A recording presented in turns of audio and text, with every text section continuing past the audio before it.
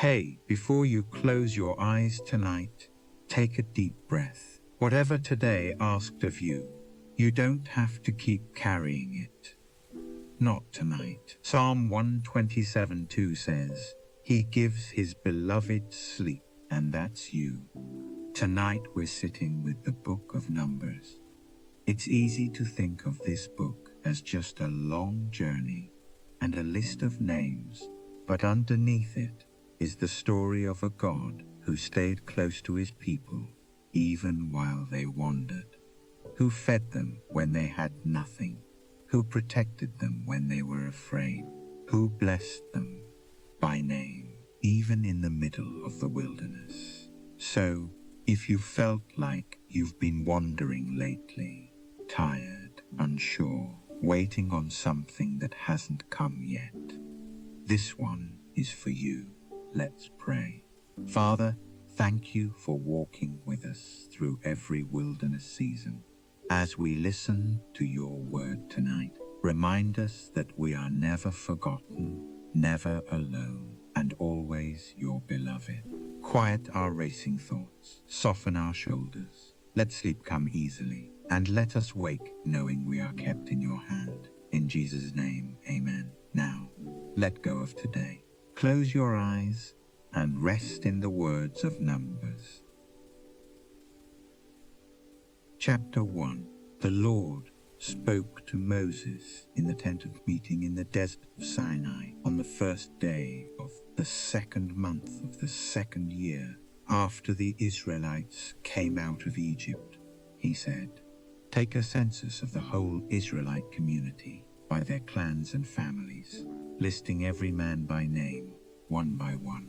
You and Aaron are to number by their divisions all the men in Israel 20 years old or more who are able to serve in the army. One man from each tribe, each the head of his family, is to help you. These are the names of the men who are to assist you. From Reuben, Elizur son of Shedeur. From Simeon, Shelumiel son of Zurishaddai. From Judah, Nahshon son of Amminadab. From Issachar, Nethanel son of Zuar. From Zebulun, Eliab son of Helon. From the sons of Joseph, from Ephraim, Elishama son of Ammihud. From Manasseh, Gamaliel son of Pedazur. From Benjamin, Abidan son of Gideoni.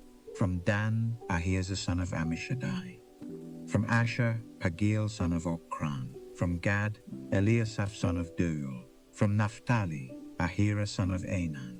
These were the men appointed from the community, the leaders of their ancestral tribes. They were the heads of the clans of Israel. Moses and Aaron took these men, whose names had been given, and they called the whole community together on the first day of the second month. The people indicated their ancestry by their clans and families, and the men 20 years old or more were listed by name, one by one, as the Lord commanded Moses, and so he counted them in the desert of Sinai. From the descendants of Reuben, the firstborn son of Israel, all the men 20 years old or more who were able to serve in the army were listed by name, one by one, according to the records of their clans and families. The number from the tribe of Reuben was 46,500. From the descendants of Simeon, all the men 20 years old or more who were able to serve in the army were counted and listed by name, one by one, according to the records of their clans and families.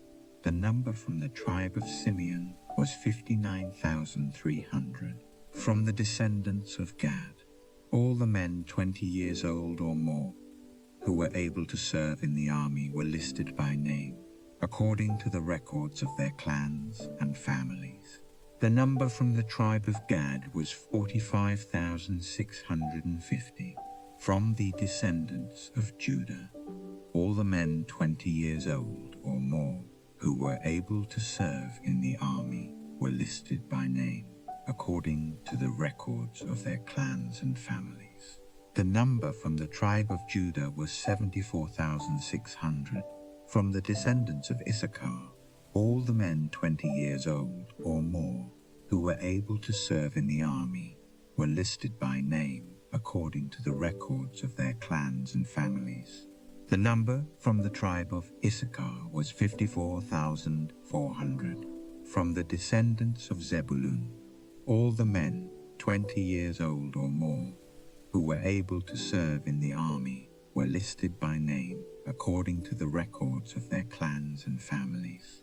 The number from the tribe of Zebulun was 57,400. From the sons of Joseph, from the descendants of Ephraim, all the men 20 years old or more who were able to serve in the army were listed by name according to the records of their clans and families. The number from the tribe of Ephraim was 40,500. From the descendants of Manasseh, all the men 20 years old or more who were able to serve in the army were listed by name according to the records of their clans and families. The number from the tribe of Manasseh was 32,200. From the descendants of Benjamin, all the men 20 years old or more who were able to serve in the army were listed by name according to the records of their clans and families. The number from the tribe of Benjamin was 35,400. From the descendants of Dan, all the men 20 years old or more who were able to serve in the army were listed by name according to the records of their clans and families. The number from the tribe of Dan was 62,700. From the descendants of Asher, all the men 20 years old or more who were able to serve in the army were listed by name according to the records of their clans and families. The number from the tribe of Asher was 41,500. From the descendants of Naphtali, all the men 20 years old or more who were able to serve in the army were listed by name according to the records of their clans and families. The number from the tribe of Naphtali was 53,400. These were the men counted by Moses and Aaron and the 12 leaders of Israel, each one representing his family.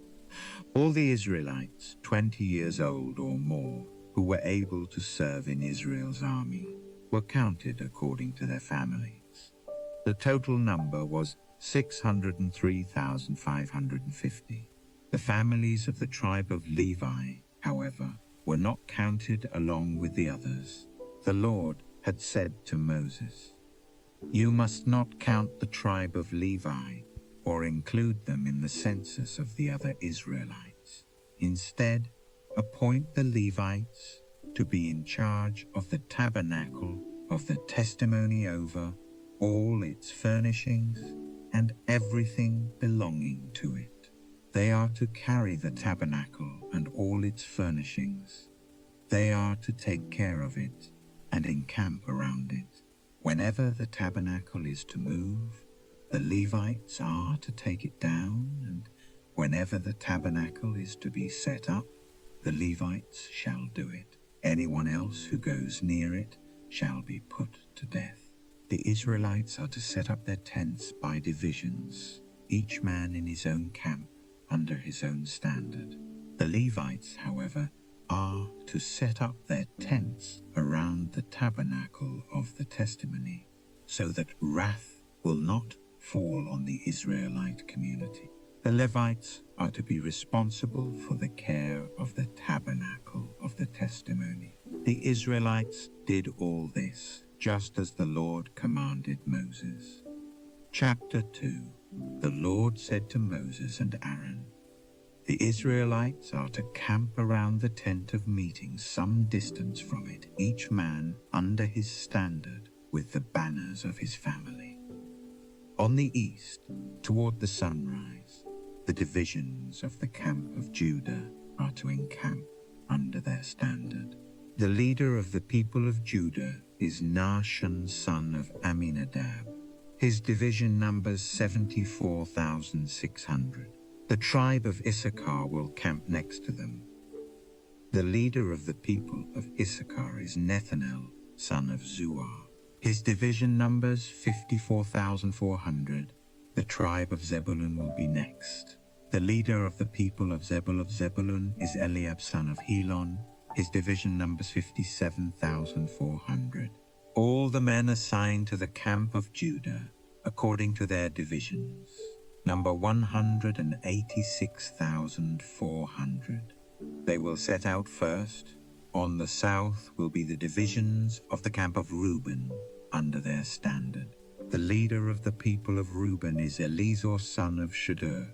His division numbers 46,500. The tribe of Simeon will camp next to them. The leader of the people of Simeon is Shelumiel, son of Zurishaddai. His division numbers 59,300. The tribe of Gad will be next. The leader of the people of Gad is Eliasaph, son of Deuel. His division numbers 45,650. All the men assigned to the camp of Reuben according to their divisions number 151,450. They will set out second. Then the tent of meeting and the camp of the Levites will set out in the middle of the camps. They will set out in the same order as they encamp, each in his own place under his standard.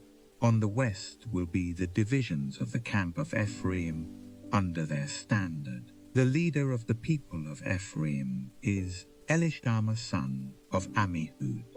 His division numbers 40,500. The tribe of Manasseh will be next to them. The leader of the people of Manasseh is Gamaliel, son of Pedazur. His division numbers 32,200. The tribe of Benjamin will be next. The leader of the people of Benjamin is Abidan, son of Gideoni.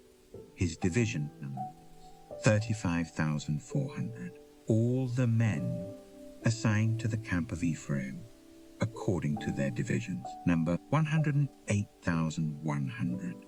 They will set out third. On the north will be the divisions of the camp of Dan, under their standard. The leader of the people of Dan is Ahiezer, son of Ammishaddai. His division numbers 62,700. The tribe of Asher will camp next to them. The leader of the people of Asher is Pagiel, son of Okran. His division numbers 41,500. The tribe of Naphtali will be next. The leader of the people of Naphtali is Ahira, son of Enan. His division numbers 53,400. All the men assigned to the camp of Dan number 157,600. They will set out last under their standards. These are the Israelites, counted according to their families, all those in the camps, by their divisions, number 603,550. The Levites, however, were not counted along with the other Israelites, as the Lord commanded Moses. So the Israelites did everything the Lord commanded Moses. That is the way they encamped under their standards, and that is the way they set out, each with his clan and family. Chapter 3. This is the account of the family of Aaron and Moses at the time the Lord talked with Moses on Mount Sinai.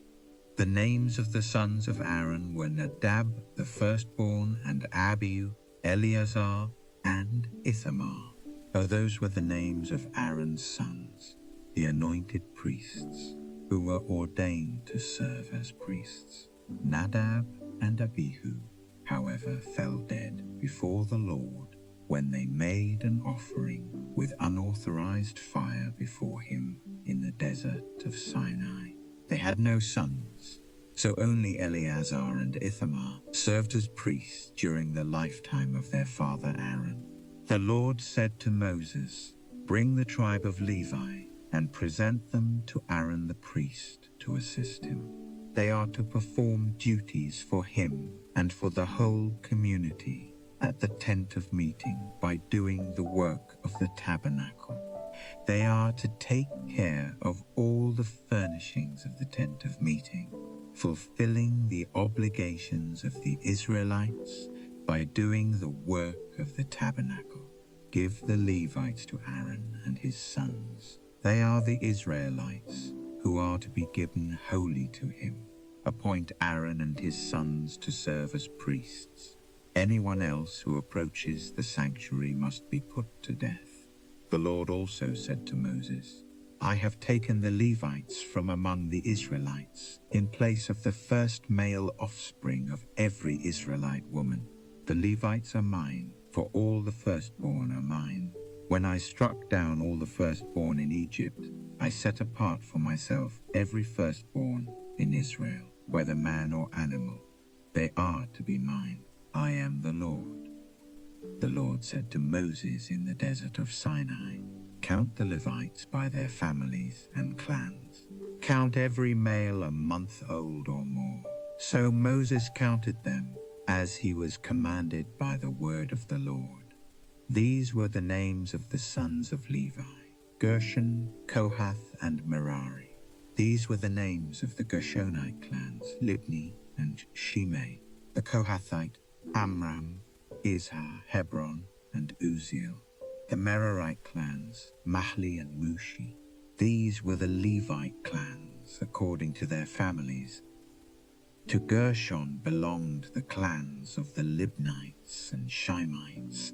These were the Gershonite clans. The number of all the males a month old or more who were counted was 7,500.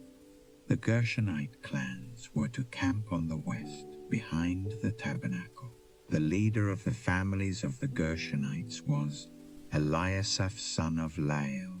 At the tent of meeting, the Gershonites were responsible for the care of the tabernacle and tent, its coverings, the curtain at the entrance to the tent of meeting, the curtains of the courtyard, the curtain at the entrance to the courtyard surrounding the tabernacle and altar, and the ropes and everything related to their use. To Kohath belonged the clans of the Amramites, Izharites, Hebronites, and Uzzielites. These were the Kohathite clans. The number of all the males a month old or more was 8,600. The Kohathites were responsible for the care of the sanctuary.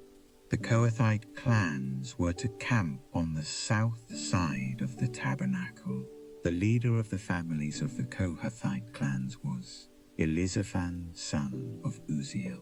They were responsible for the care of the ark, the table, the lampstand, the altars, the articles of the sanctuary used in ministering, the curtain, and everything related to their use.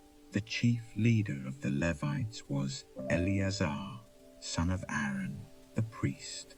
He was appointed over those who were responsible for the care of the sanctuary. To Merari belonged the clans of the Mahlites and the Mushites. These were the Merarite clans. The number of all the males a month old or more who were counted was 6,200. The leader of the families of the Merarite clans was Zuriel, son of Abihail. They were to camp on the north side of the tabernacle. The Merarites were appointed to take care of the frames of the tabernacle, its crossbars, posts, bases, all its equipment, and everything related to their use, as well as the posts of the surrounding courtyard, with their bases, tent pegs, and ropes. Moses and Aaron and his sons were to camp to the east of the tabernacle, toward the sunrise, in front of the tent of meeting. They were responsible for the care of the sanctuary on behalf of the Israelites. Anyone else who approached the sanctuary was to be put to death. The total number of Levites counted at the Lord's command by Moses and Aaron, according to their clans, including every male a month old or more, was 22,000. The Lord said to Moses, "Count all the firstborn Israelite males who are a month old or more, and make a list of their names. Take the Levites for me in place of all the firstborn of the Israelites, and the livestock of the Levites in place of all the firstborn of the livestock of the Israelites. I am the Lord." So Moses counted all the firstborn of the Israelites as the Lord commanded him. The total number of firstborn males a month old or more, listed by name, was 22,273. The Lord also said to Moses, "Take the Levites in place of all the firstborn of Israel, and the livestock of the Levites in place of their livestock. The Levites are to be mine. I am the Lord. To redeem the 273 firstborn Israelites who exceed the number of the Levites, collect 5 shekels for each one, according to the sanctuary shekel, which weighs 20 gerahs. Give the money for the redemption of the additional Israelites to Aaron and his sons." So Moses collected the redemption money from those who exceeded the number redeemed by the Levites. From the firstborn of the Israelites he collected silver, weighing 1,365 shekels, according to the sanctuary shekel. Moses gave the redemption money to Aaron and his sons, as he was commanded by the word of the Lord. Chapter 4. The Lord said to Moses and Aaron, "Take a census of the Kohathite branch of the Levites by their clans and families.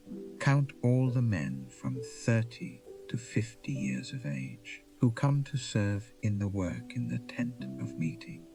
This is the work of the Kohathites in the tent of meeting, the care of the most holy things. When the camp is to move, Aaron and his sons are to go in and take down the shielding curtain and cover the ark of the testimony with it. Then they are to cover this with hides of sea cows. Spread a cloth of solid blue over that and put the poles in place. Over the table of the presence they are to spread a blue cloth and put on it the plates, dishes and bowls, and the jars for drink offerings. The bread that is continually there is to remain on it. Over these they are to spread a scarlet cloth, cover that with hides of sea cows, and put its poles in place. They are to take a blue cloth and cover the lampstand that is for light, together with its lamps, its wick trimmers and trays, and all its jars for the oil used to supply it. Then they are to wrap it and all its accessories in a covering of hides of sea cows, and put it on a carrying frame. Over the gold altar they are to spread a blue cloth and cover that with hides of sea cows, and put its poles in place. They are to take all the articles used for ministering in the sanctuary, wrap them in a blue cloth, cover that with hides of sea cows, and put them on a carrying frame. They are to remove the ashes from the bronze altar and spread a purple cloth over it. Then they are to place on it all the utensils used for ministering at the altar, including the fire pans, meat forks, shovels, and sprinkling bowls. Over it they are to spread a covering of hides of sea cows and put its poles in place. After Aaron and his sons have finished covering the holy furnishings and all the holy articles, and when the camp is ready to move, the Kohathites are to come to do the carrying. But they must not touch the holy things, or they will die. The Kohathites are to carry those things that are in the tent of meeting. Eleazar, son of Aaron, the priest, is to have charge of the oil for the light, the fragrant incense, the regular grain offering, and the anointing oil. He is to be in charge of the entire tabernacle and everything in it. including its holy furnishings and articles. The Lord said to Moses and Aaron, "See that the Kohathite tribal clans are not cut off from the Levites, so that they may live and not die when they come near the most holy things. Do this for them. Aaron and his sons are to go into the sanctuary and assign to each man his work and what he is to carry. But the Kohathites must not go in to look at the holy things, even for a moment, or they will die." The Lord said to Moses, "Take a census also of the Gershonites by their families and clans. Count all the men from 30 to 50 years of age who come to serve in the work at the tent of meeting. This is the service of the Gershonite clans as they work and carry burdens.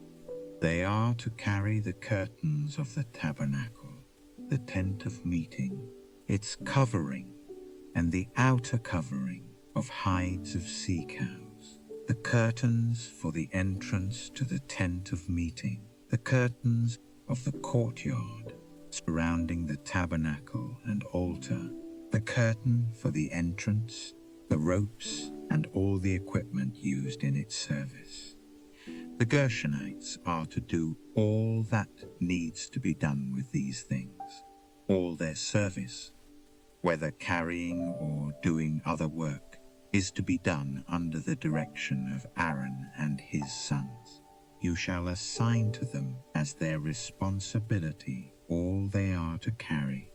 This is the service of the Gershonite clans at the tent of meeting. Their duties are to be under the direction of Ithamar son of Aaron, the priest. Count the Merarites by their clans and families. Count all the men from 30 to 50 years of age who come to serve in the work at the tent of meeting. This is their duty as they perform service at the tent of meeting: to carry the frames of the tabernacle, its crossbars, posts and bases, as well as the posts of the surrounding courtyard, with their bases, tent pegs, ropes, all their equipment, and everything related to their use.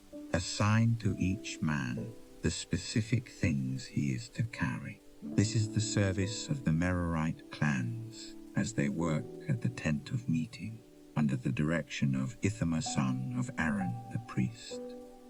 Moses, Aaron and the leaders of the community counted the Kohathites by their clans and families. All the men from 30 to 50 years of age who came to serve in the work in the tent of meeting, counted by clans, were 2,750. This was the total of all those in the Kohathite clans who served in the tent of meeting. Moses and Aaron counted them according to the Lord's command through Moses. The Gershonites were counted by their clans and families. All the men from 30 to 50 years of age who came to serve in the work at the tent of meeting, counted by their clans and families, were 2,630. This was the total of those in the Gershonite clans who served at the tent of meeting.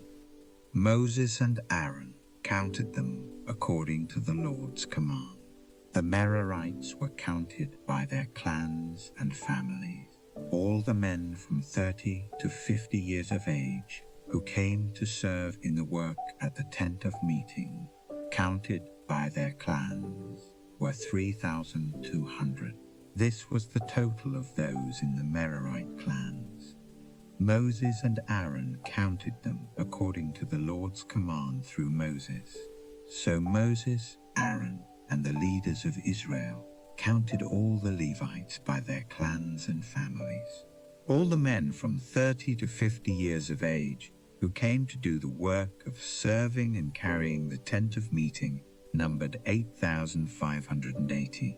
At the Lord's command through Moses, each was assigned his work and told what to carry. Thus they were counted as the Lord commanded Moses. Chapter 5.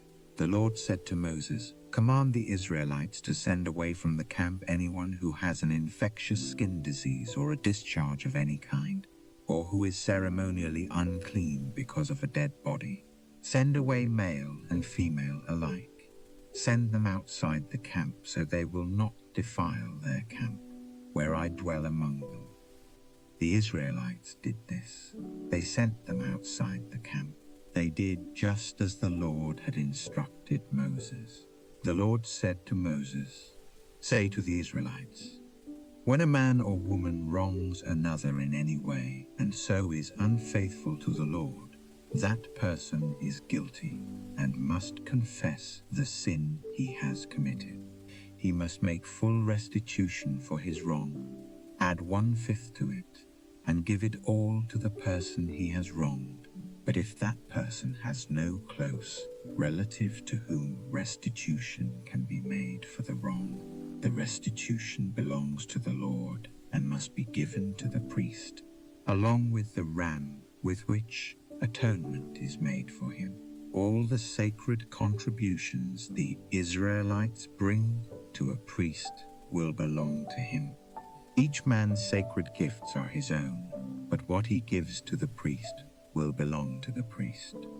Then the Lord said to Moses, "Speak to the Israelites and say to them, if a man's wife goes astray and is unfaithful to him by sleeping with another man, and this is hidden from her husband, and her impurity is undetected, since there is no witness against her, and she has not been caught in the act, and if feelings of jealousy come over her husband, and he suspects his wife and she is impure, or if he is jealous and suspects her, even though she is not impure, then he is to take his wife to the priest. He must also take an offering of 1/10 of an ephah of barley flour on her behalf.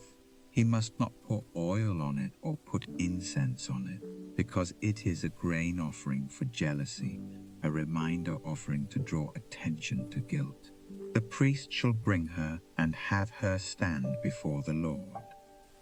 Then he shall take some holy water in a clay jar and put some dust from the tabernacle floor into the water. After the priest has had the woman stand before the Lord, he shall loosen her hair and place in her hands the reminder offering, the grain offering for jealousy, while he himself holds the bitter water that brings a curse. Then the priest shall put the woman under oath and say to her, if no other man has slept with you, and you have not gone astray and become impure while married to your husband, may this bitter water that brings a curse not harm you.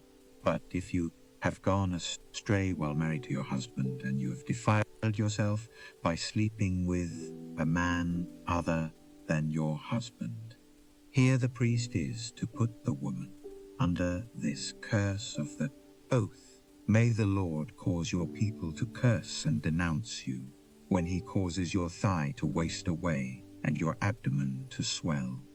May this water that brings a curse enter your body, so that your abdomen swells and your thigh wastes away. Then the woman is to say, Amen, so be it. The priest is to write these curses on a scroll and then wash them off into the bitter water. He shall have the woman drink the bitter water that brings a curse, and this water will enter her and cause bitter suffering. The priest is to take from her hands the grain offering for jealousy, wave it before the Lord, and bring it to the altar.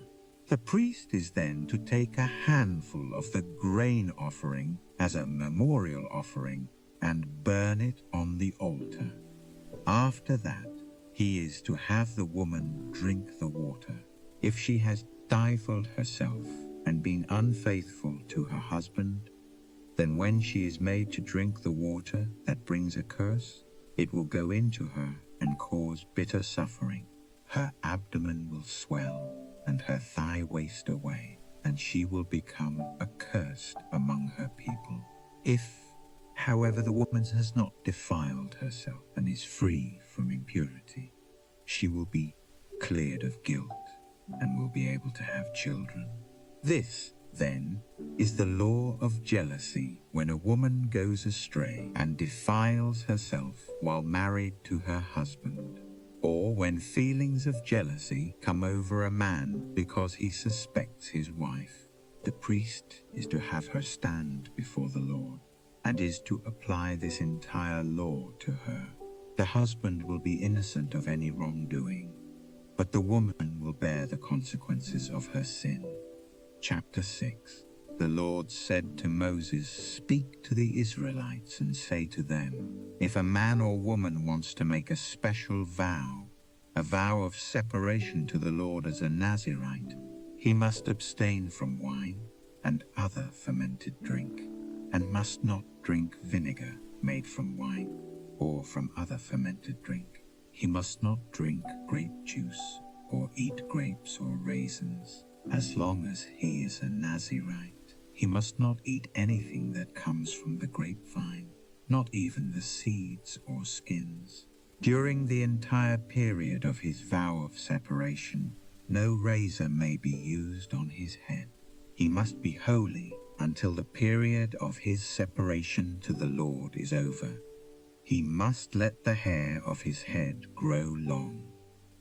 Throughout the period of his separation to the Lord, he must not go near a dead body, even if his own father or mother or brother or sister dies. He must not make himself ceremonially unclean on account of them, because the symbol of his separation to God is on his head. Throughout the period of his separation, he is consecrated to the Lord. If someone dies suddenly in his presence, thus defiling the hair he has dedicated, he must shave his head on the day of his cleansing, the seventh day. Then, on the eighth day, he must bring 2 doves or 2 young pigeons to the priest at the entrance to the tent of meeting.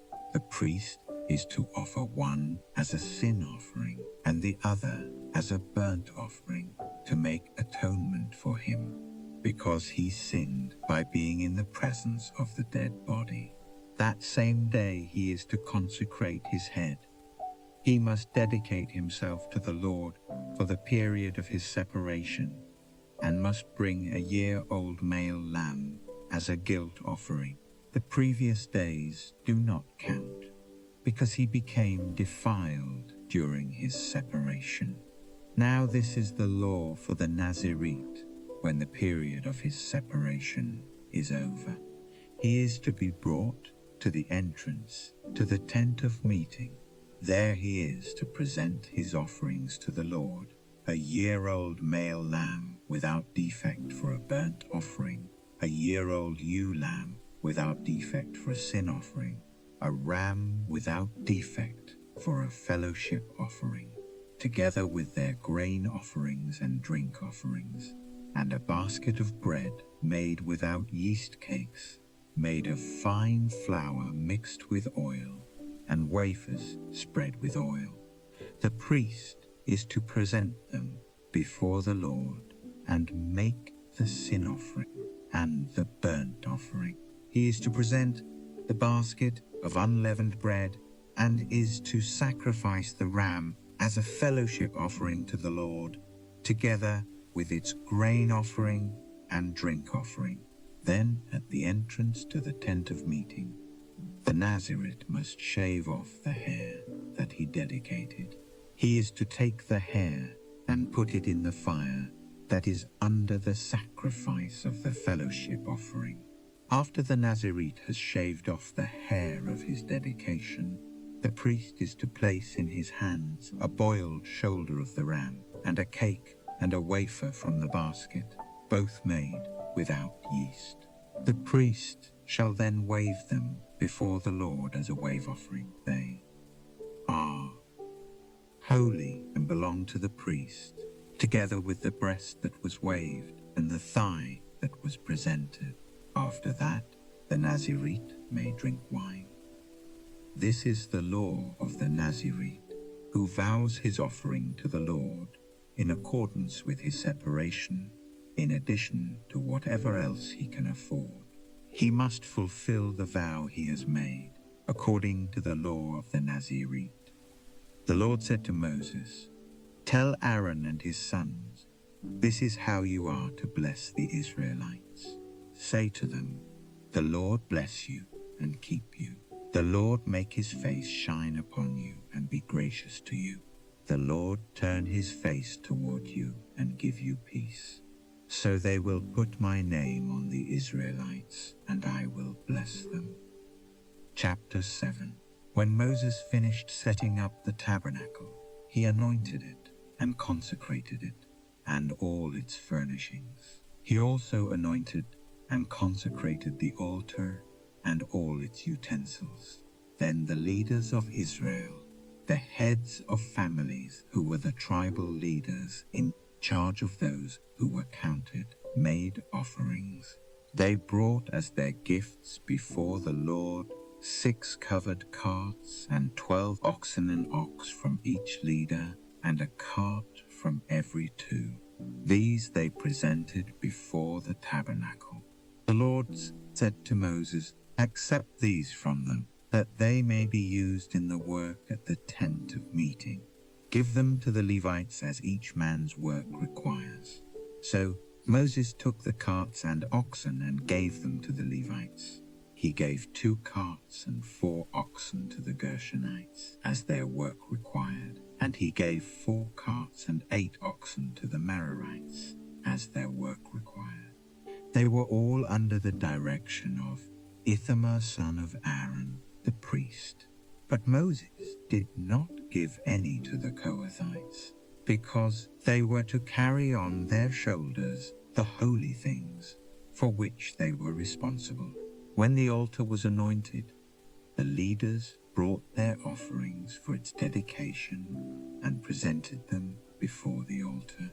For the Lord had said to Moses, "Each day one leader is to bring his offering for the dedication of the altar."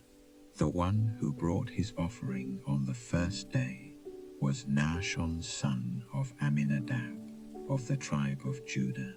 His offering was 1 silver plate weighing 130 shekels, and 1 silver sprinkling bowl weighing 70 shekels, both according to the sanctuary shekel, each filled with fine flour mixed with oil as a grain offering.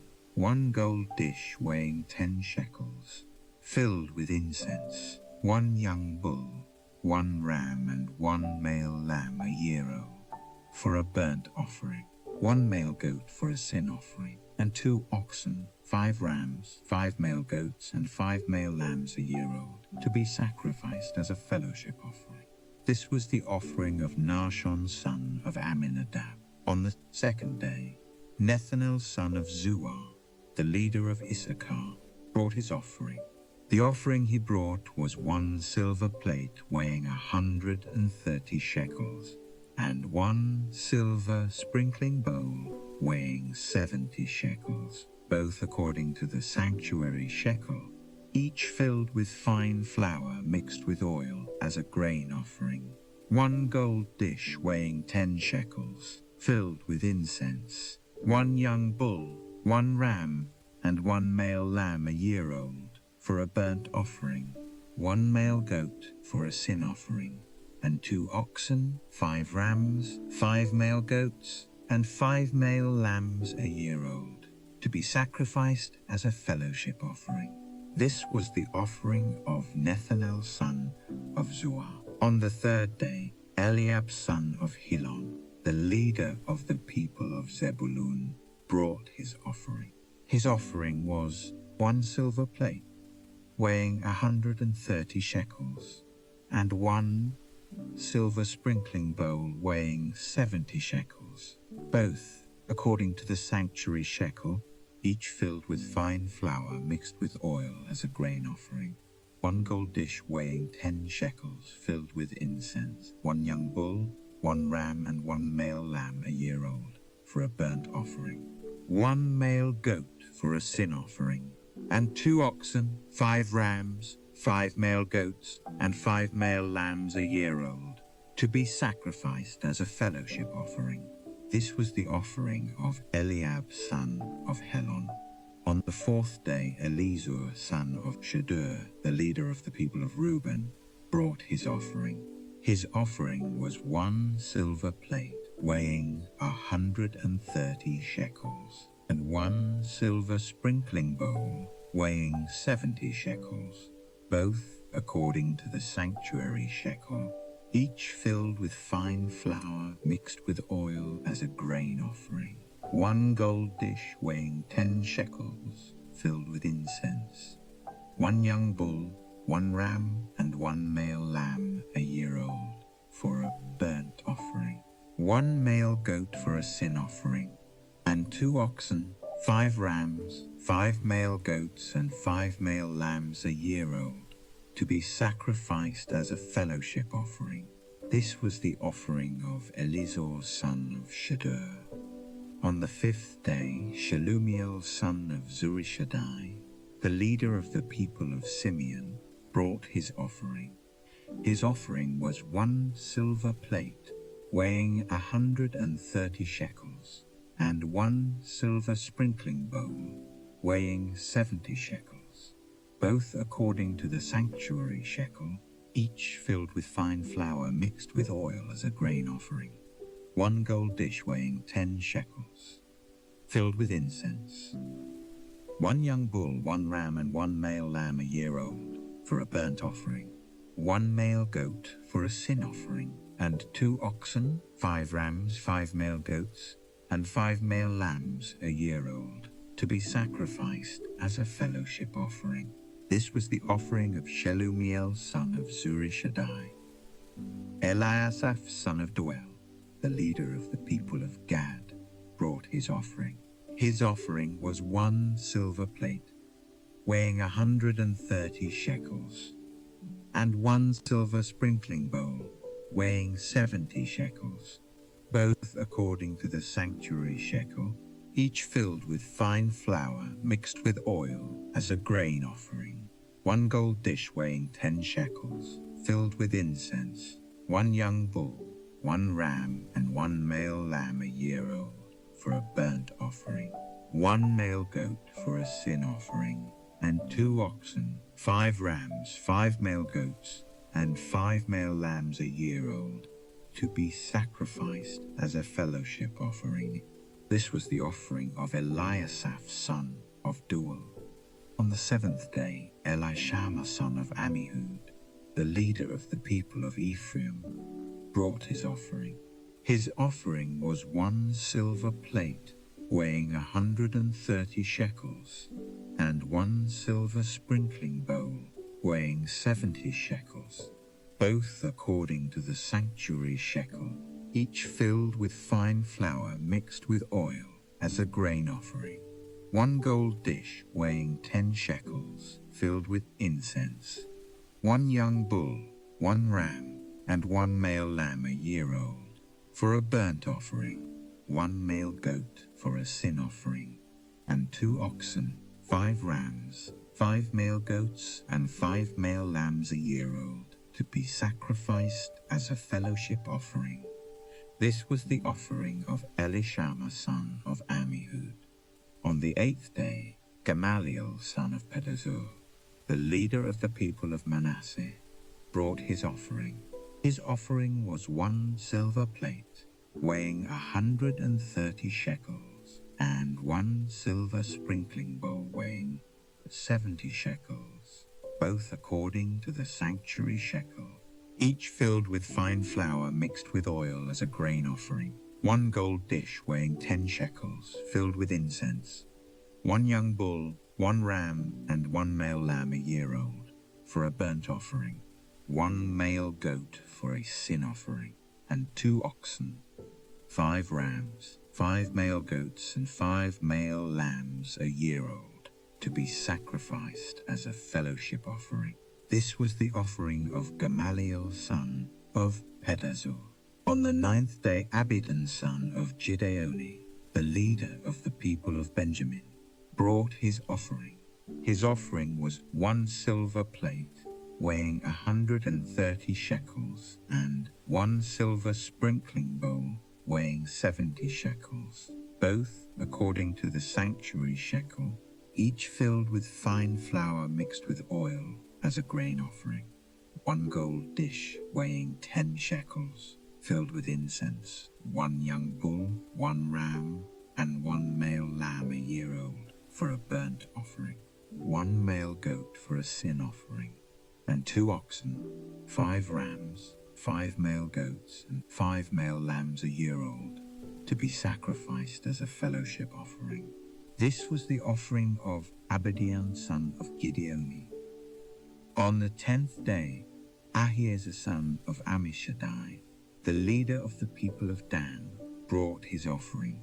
His offering was 1 silver plate weighing 130 shekels, and 1 silver sprinkling bowl weighing 70 shekels, both according to the sanctuary shekel, each filled with fine flour mixed with oil as a grain offering, 1 gold dish weighing 10 shekels, filled with incense, 1 young bull, 1 ram, and 1 male lamb a year old for a burnt offering, 1 male goat for a sin offering, and 2 oxen, 5 rams, 5 male goats, and 5 male lambs a year old, to be sacrificed as a fellowship offering.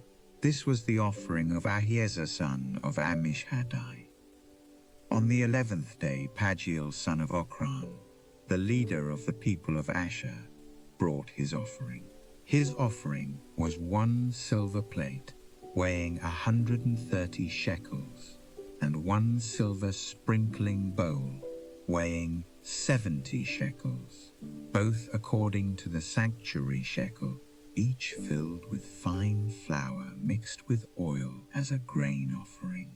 1 gold dish weighing 10 shekels, filled with incense, 1 young bull, 1 ram, and 1 male lamb a year old for a burnt offering, 1 male goat for a sin offering, and 2 oxen, 5 rams, 5 male goats, and 5 male lambs a year old, to be sacrificed as a fellowship offering.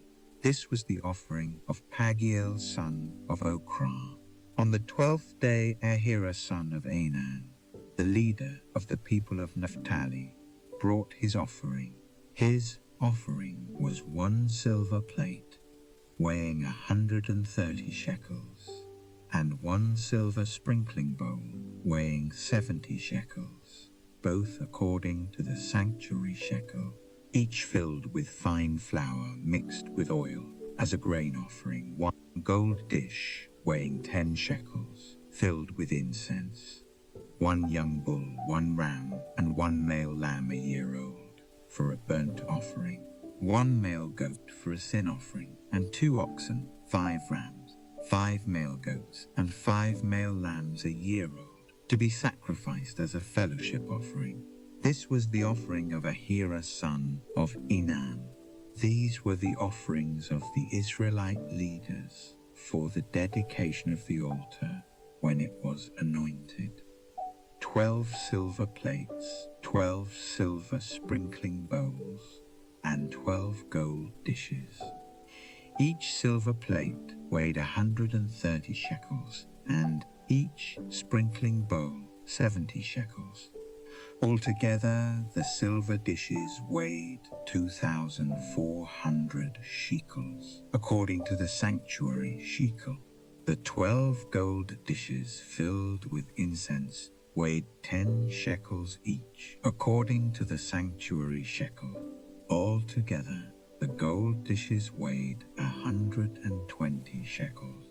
The total number of animals for the burnt offering came to 12 young bulls, 12 rams, and 12 male lambs a year old, together with their grain offering. 12 male goats were used for the sin offering. The total number of animals for the sacrifice of the fellowship offering came to 24 oxen, 60 rams, 60 male goats, and 60 male lambs a year old. These were the offerings for the dedication of the altar after it was anointed.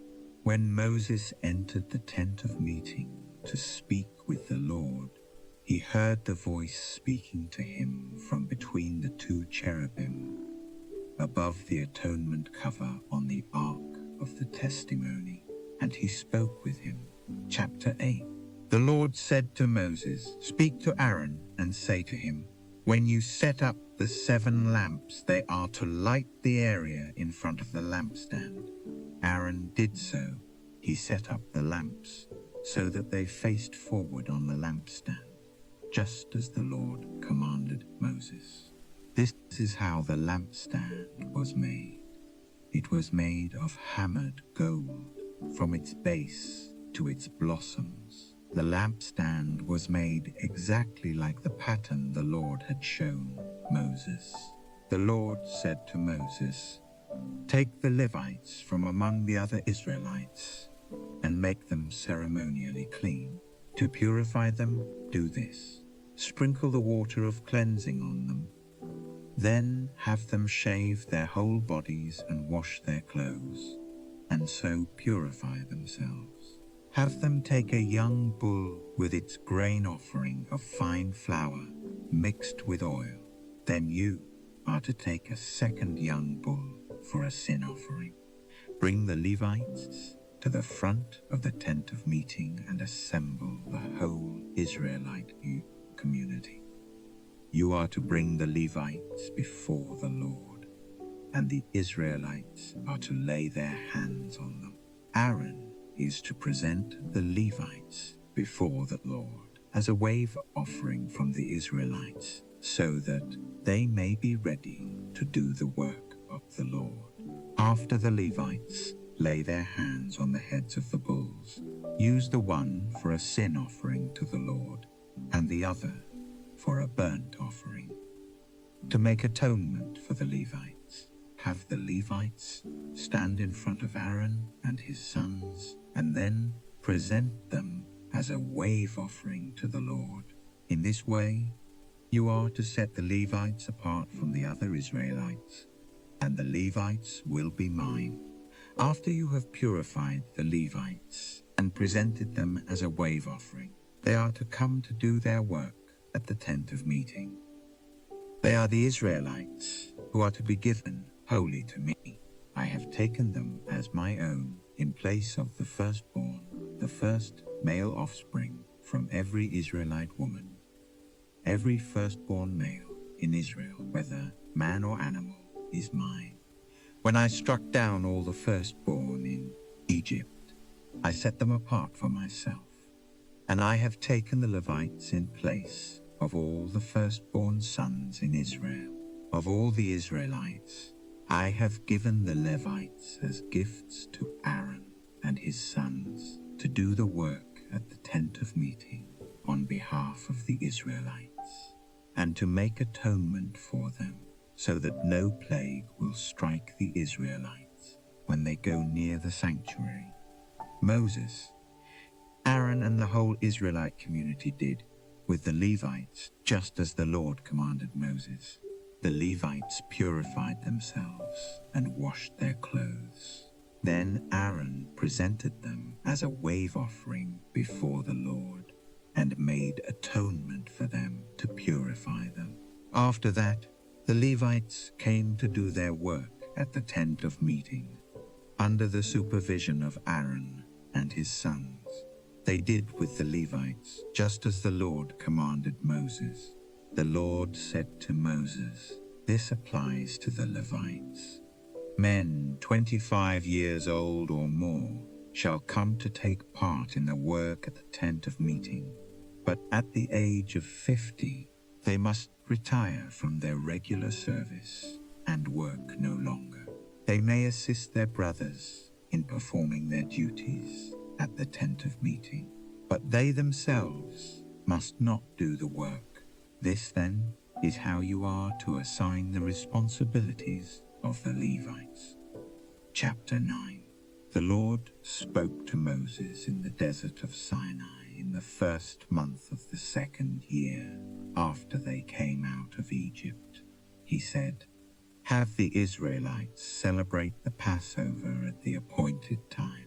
Celebrate it at the appointed time, at twilight, on the 14th day of this month, in accordance with all its rules and regulations.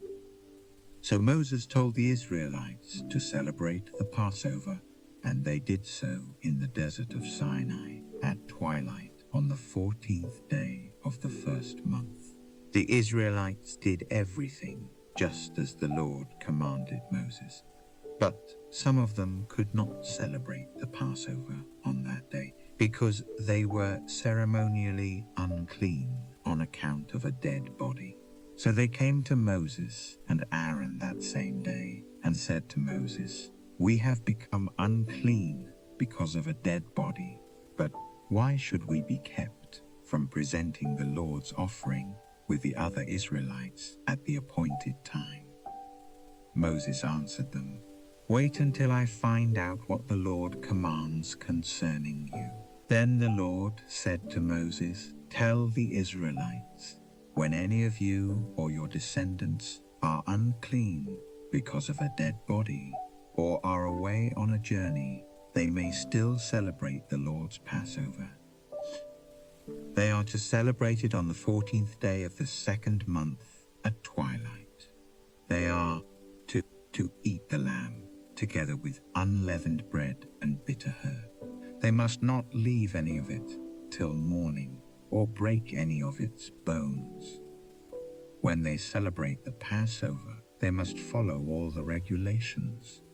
But if a man who is ceremonially clean and not on a journey fails to celebrate the Passover, that person must be cut off from his people, because he did not present the Lord's offering at the appointed time. That man will bear the consequences of his sin. An alien living among you who wants to celebrate the Lord's Passover must do so in accordance with its rules and regulations. You must have the same regulations for the alien and the native-born. On the day the tabernacle, the tent of the testimony, was set up, the cloud covered it.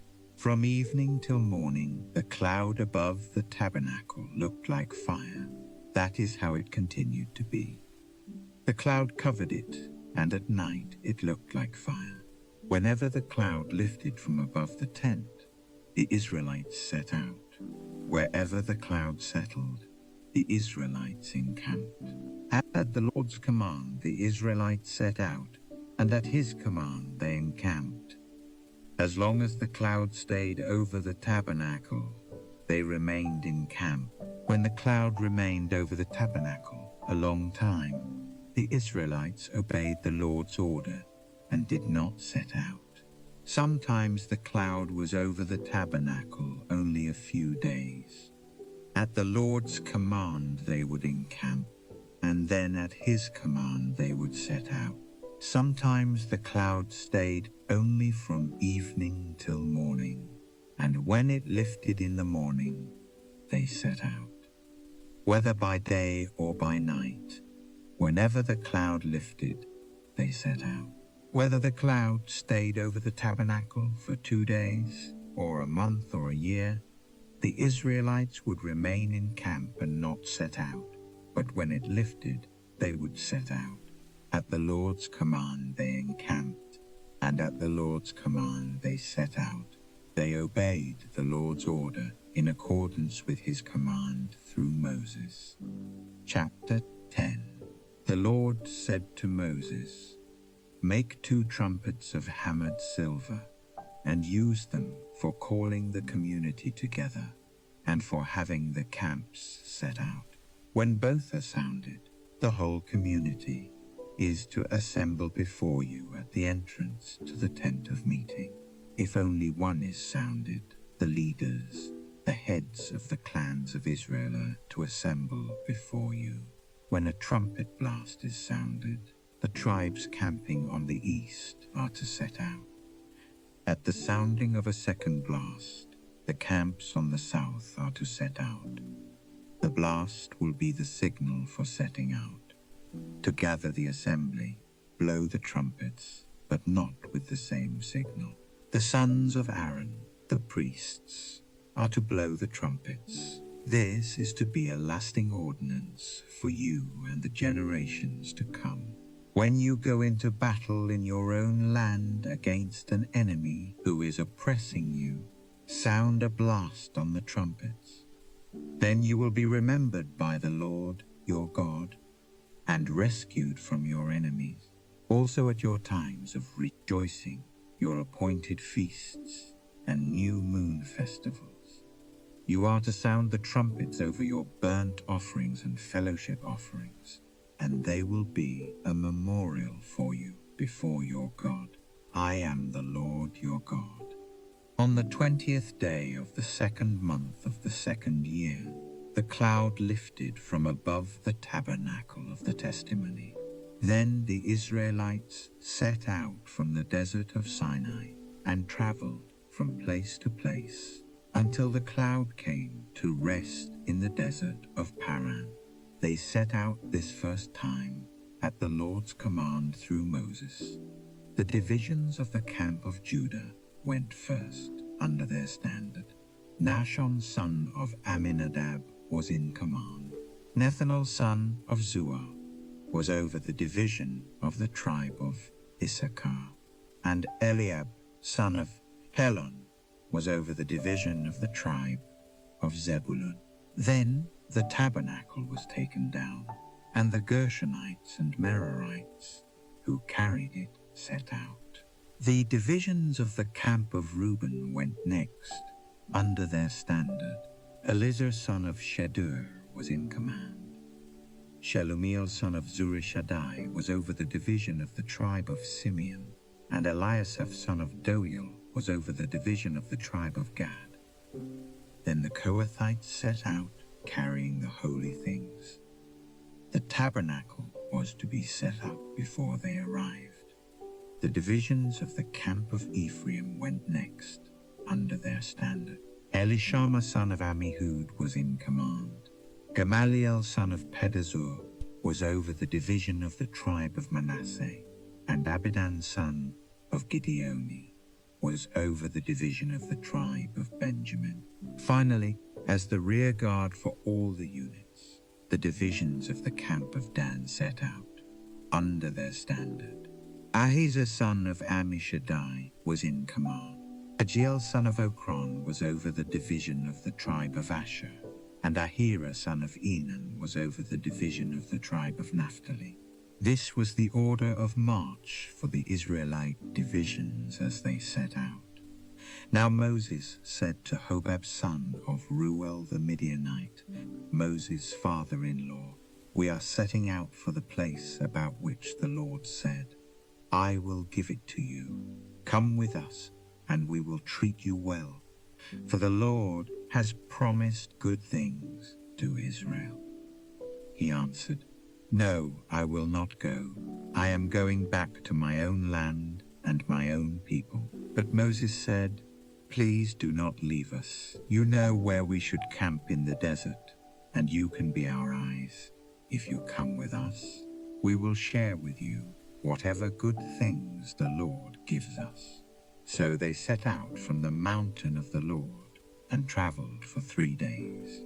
The ark of the covenant of the Lord went before them during those 3 days to find them a place to rest. The cloud of the Lord was over them by day when they set out from the camp. Whenever the ark set out, Moses said, "Rise up, O Lord. May your enemies be scattered. May your foes flee before you." Whenever it came to rest, he said, "Return, O Lord, to the countless thousands of Israel." Chapter 11. Now the people complained about their hardships in the hearing of the Lord, and when he heard them, his anger was aroused. Then fire from the Lord burned among them and consumed some of the outskirts of the camp. When the people cried out to Moses, he prayed to the Lord, and the fire died down. So that place was called Taberah, because fire from the Lord had burned among them.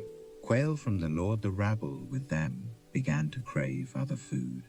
And again the Israelites started wailing and said, "If only we had meat to eat." We remember the fish we ate in Egypt at no cost, also the cucumbers, melons, leeks, onions, and garlic. But now we have lost our appetite. We never see anything but this manna.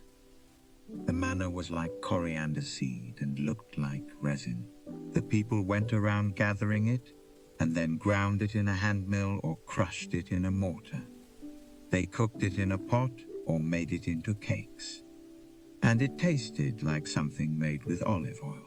When the dew settled on the camp at night, the manna also came down. Moses heard the people of every family wailing, each at the entrance to his tent. The Lord became exceedingly angry, and Moses was troubled. He asked the Lord, "Why have you brought this trouble on your servant? What have I done to displease you, that you put the burden of all these people on me? Did I conceive all these people? Did I give them birth? Why do you tell me to carry them in my arms, as a nurse carries an infant, to the land you promised on oath to their forefathers? Where can I get meat for all these people? They keep wailing to me, 'Give us meat to eat.' I cannot carry all these people by myself. The burden is too heavy for me. If this is how you are going to treat me, put me to death right now, if I have found favor in your eyes, and do not let me face my own ruin." The Lord said to Moses, "Bring me 70 of Israel's elders who are known to you as leaders and officials among the people. Have them come to the tent of meeting, that they may stand there with you. I will come down and speak with you there, and I will take of the Spirit that is on you and put the Spirit on them. They will help you carry the burden of the people, so that you will not have to carry it alone. Tell the people, 'Consecrate yourselves in preparation for tomorrow, when you will eat meat. The Lord heard you when you wailed. If only we had meat to eat. We were better off in Egypt. Now the Lord will give you meat, and you will eat it. You will not eat it for just 1 day, or 2 days, or 5, 10 or 20 days, but for a whole month, until it comes out of your nostrils, and you loathe it because you have rejected the Lord, who is among you, and have wailed before him, saying, 'Why did we ever leave Egypt?' But Moses said, 'Here I am among 600,000 men on foot, and you say, I will give them meat to eat for a whole month. Would they have enough if flocks and herds were slaughtered for them? Would they have enough if all the fish in the sea were caught for them?' The Lord answered Moses, 'Is the Lord's arm too short? You will now see whether or not what I say will come true for you.' So Moses went out and told the people what the Lord had said. He brought together 70 of their elders and had them stand around the tent. The Lord came down in the cloud and spoke with him, and he took of the Spirit that was on him and put the Spirit on the 70 elders. When the Spirit rested on them, they prophesied, but they did not do so again. However, 2 men whose names were Eldad and Medad had remained in the camp. They were listed among the elders, but did not go out to the tent. Yet the Spirit also rested on them, and they prophesied in the camp.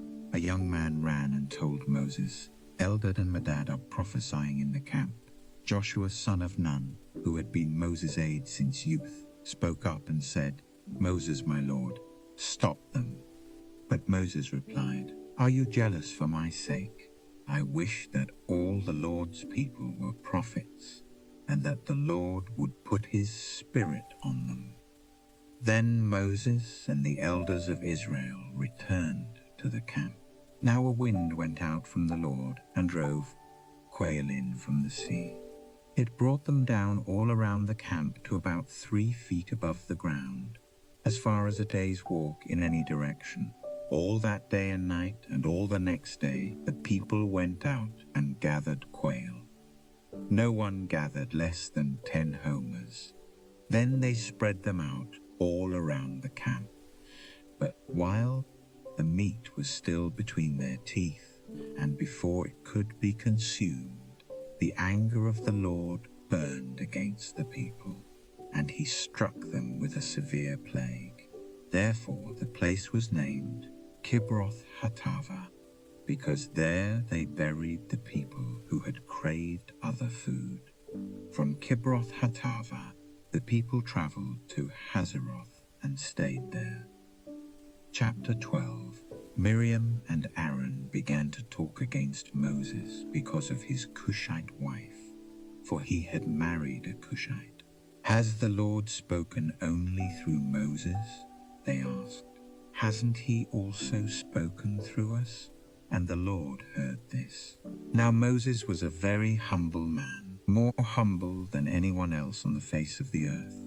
At once the Lord said to Moses, Aaron and Miriam, come out to the tent of meeting, all three of you. So the three of them came out. Then the Lord came down in a pillar of cloud. He stood at the entrance to the tent and summoned Aaron and Miriam. When both of them stepped forward, he said, listen to my words. When a prophet of the Lord is among you, I reveal myself to him in visions. I speak to him in dreams. But this is not true of my servant Moses. He is faithful in all my house. With him I speak face to face, clearly and not in riddles. He sees the form of the Lord. Why then were you not afraid to speak against my servant Moses? The anger of the Lord burned against them, and he left them. When the cloud lifted from above the tent, there stood Miriam leprous, like snow. Aaron turned toward her and saw that she had leprosy. And he said to Moses, please, my Lord, do not hold against us the sin we have so foolishly committed. Do not let her be like a stillborn infant coming from its mother's womb, with its flesh half eaten away. So Moses cried out to the Lord, O God, please heal her. The Lord replied to Moses, if her father had spit in her face, would she not have been in disgrace for 7 days? Confine her outside the camp for 7 days. After that she can be brought back. So Miriam was confined outside the camp for 7 days, and the people did not move on till she was brought back. After that, the people left Hazeroth and encamped in the desert of Paran. Chapter 13. The Lord said to Moses, send some men to explore the land of Canaan, which I am giving to the Israelites. From each ancestral tribe send one of its leaders. So, at the Lord's command, Moses sent them out from the desert of Paran. All of them were leaders of the Israelites. These are their names. From the tribe of Reuben, Shammua son of Zagakar. From the tribe of Simeon, Shaphat son of Hori. From the tribe of Judah, Caleb son of Jephunneh. From the tribe of Issachar, Igal son of Joseph. From the tribe of Ephraim, Hoshea son of Nun. From the tribe of Benjamin, Palti son of Raphu. From the tribe of Zebulun, Gadiel son of Sodi. From the tribe of Manasseh, a tribe of Joseph, Gadi son of Susi. From the tribe of Dan, Amiel son of Gemali. From the tribe of Asher, Sether son of Michael. From the tribe of Naphtali, Nabi son of Opsi. From the tribe of Gad, Juel son of Maki. These are the names of the men Moses sent to explore the land. Moses gave Hoshea son of Nun the name Joshua. When Moses sent them to explore Canaan, he said, go up through the Negev and on into the hill country. See what the land is like, and whether the people who live there are strong or weak, few or many. What kind of land do they live in? Is it good or bad? What kind of towns do they live in? Are they unwalled or fortified? How is the soil? Is it fertile or poor? Are there trees on it or not? Do your best to bring back some of the fruit of the land. It was the season for the first ripe grapes, So they went up and explored the land from the desert of Zin as far as Rehob, toward Labo Hamath.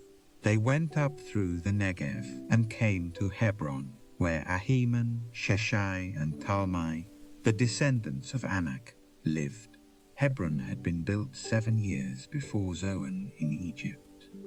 When they reached the valley of Eshcol, they cut off a branch, bearing a single cluster of grapes. 2 of them carried it on a pole between them, along with some pomegranates and figs. That place was called the Valley of Eshcol because of the cluster of grapes the Israelites cut off there. At the end of 40 days, they returned from exploring the land.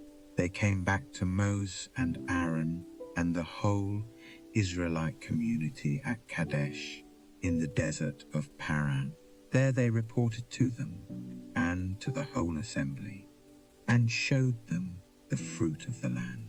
They gave Moses this account: "We went into the land to which you sent us, and it does flow with milk and honey. Here is its fruit. But the people who live there are powerful, and the cities are fortified and very large. We even saw descendants of Anak there.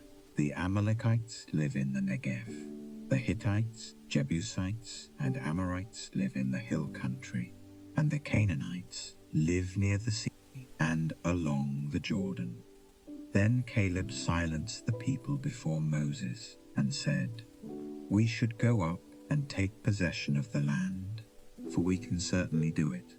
But the men who had gone up with him said, "We can't attack those people. They are stronger than we are." And they spread among the Israelites a bad report about the land they had explored. They said, "The land we explored devours those living in it.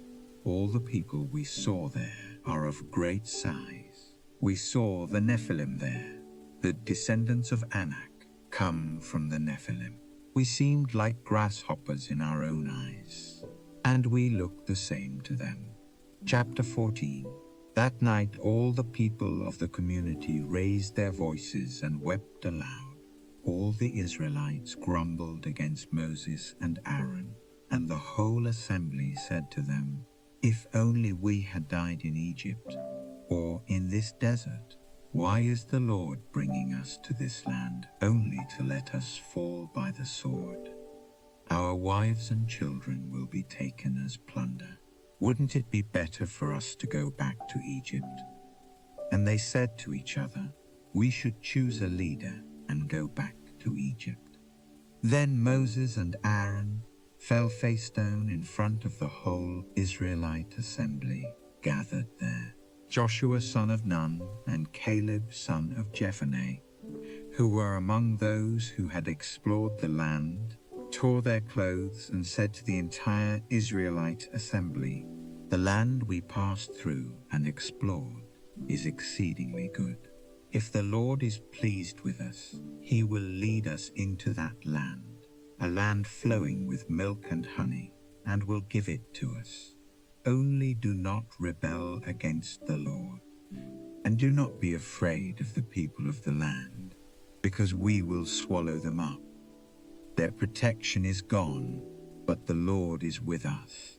Do not be afraid of them." But the whole assembly talked about stoning them. Then the glory of the Lord appeared at the tent of meeting to all the Israelites. The Lord said to Moses, "How long will these people treat me with contempt?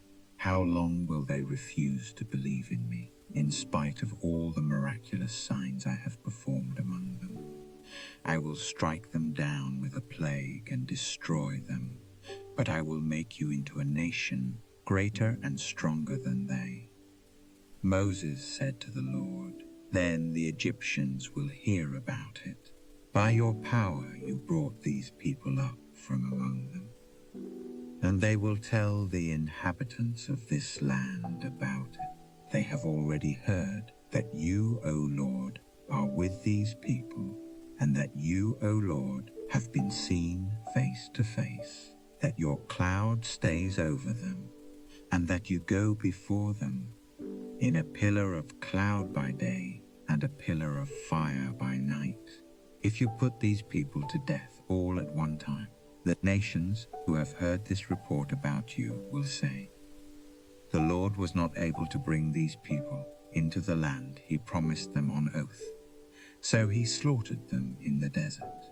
Now may the Lord's strength be displayed, just as you have declared.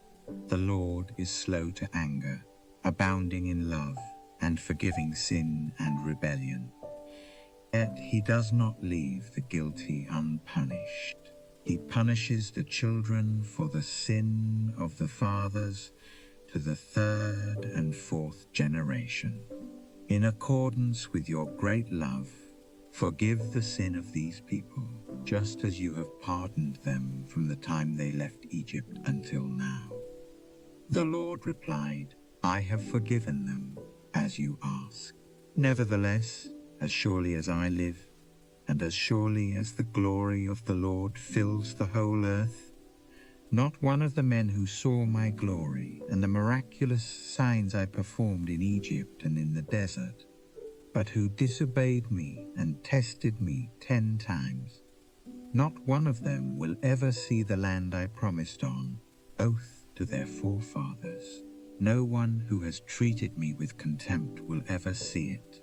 But because my servant Caleb has a different spirit and follows me wholeheartedly, I will bring him into the land he went to, and his descendants will inherit it.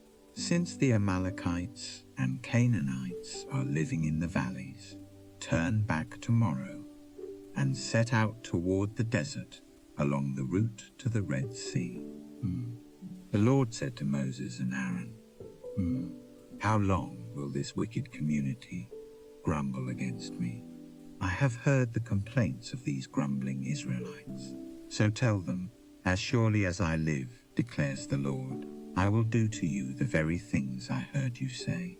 In this desert, your bodies will fall every one of you, 20 years old or more, who was counted in the census, and who has grumbled against me.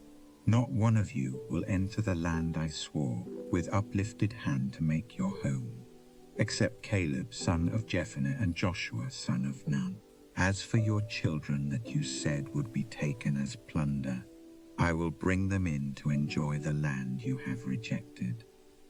But you, your bodies will fall in this desert.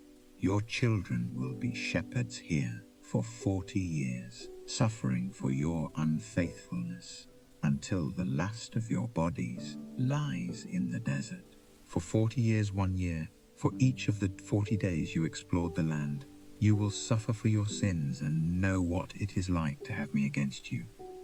I, the Lord, have spoken, and I will surely do these things to this whole wicked community, which has banded together against me. They will meet their end in this desert. Here they will die." So the men Moses had sent to explore the land, who returned and made the whole community grumble against him by spreading a bad report about it.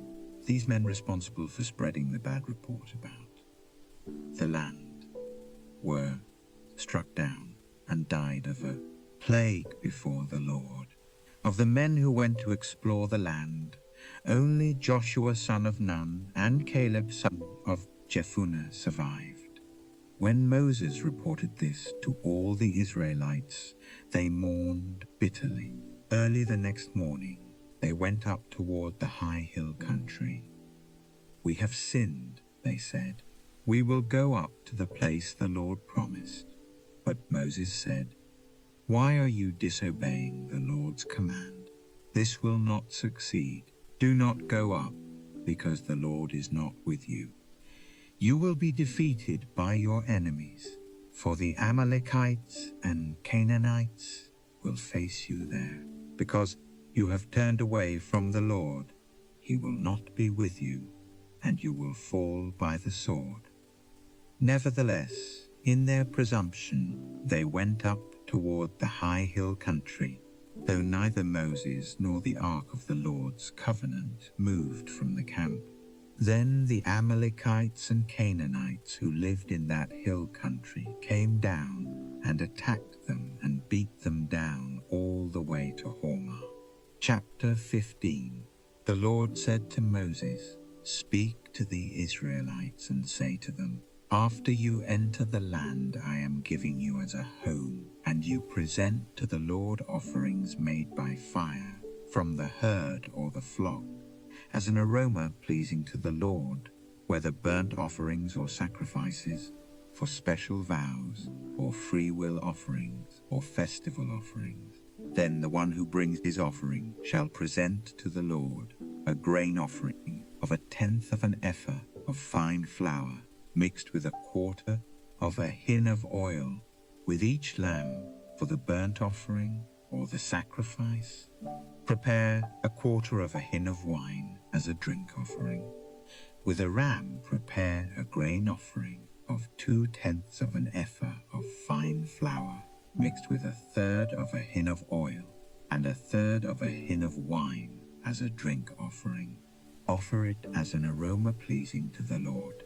When you prepare a young bull as a burnt offering or sacrifice, for a special vow, or a fellowship offering to the Lord, bring with the bull a grain offering of 3/10 of an ephah of fine flour, mixed with 1/2 a hin of oil. Also bring 1/2 a hin of wine as a drink offering. It will be an offering made by fire, an aroma pleasing to the Lord. Each bull or ram, each lamb or young goat is to be prepared in this manner. Do this for each one, for as many as you prepare. Everyone who is native born must do these things in this way when he brings an offering made by fire as an aroma pleasing to the Lord. For the generations to come, whenever an alien or anyone else living among you presents an offering made by fire as an aroma pleasing to the Lord, he must do exactly as you do. The community is to have the same rules for you and for the alien living among you. This is a lasting ordinance for the generations to come. You and the alien shall be the same before the Lord. The same laws and regulations will apply both to you and to the alien living among you. The Lord said to Moses, "Speak to the Israelites and say to them, when you enter the land to which I am taking you, and you eat the food of the land, present a portion as an offering to the Lord. Present a cake from the first of your ground meal, and present it as an offering from the threshing floor. Throughout the generations to come you are to give this offering to the Lord from the first of your ground meal. Now if you unintentionally fail to keep any of these commands the Lord gave Moses, any of the Lord's commands to you through him, from the day the Lord gave them, and continuing through the generations to come. And if this is done unintentionally without the community being aware of it, then the whole community is to offer a young bull for a burnt offering as an aroma pleasing to the Lord, along with its prescribed grain offering and drink offering, and a male goat for a sin offering. The priest is to make atonement for the whole Israelite community, and they will be forgiven, for it was not intentional, and they have brought to the Lord for their wrong an offering made by fire and a sin offering.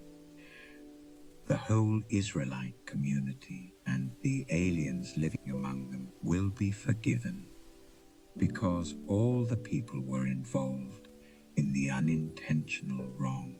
But if just one person sins unintentionally, he must bring a year-old female goat for a sin offering. The priest is to make atonement before the Lord for the one who erred by sinning unintentionally, and when atonement has been made for him, he will be forgiven. One and the same law applies to everyone who sins unintentionally, whether he is a native-born Israelite or an alien.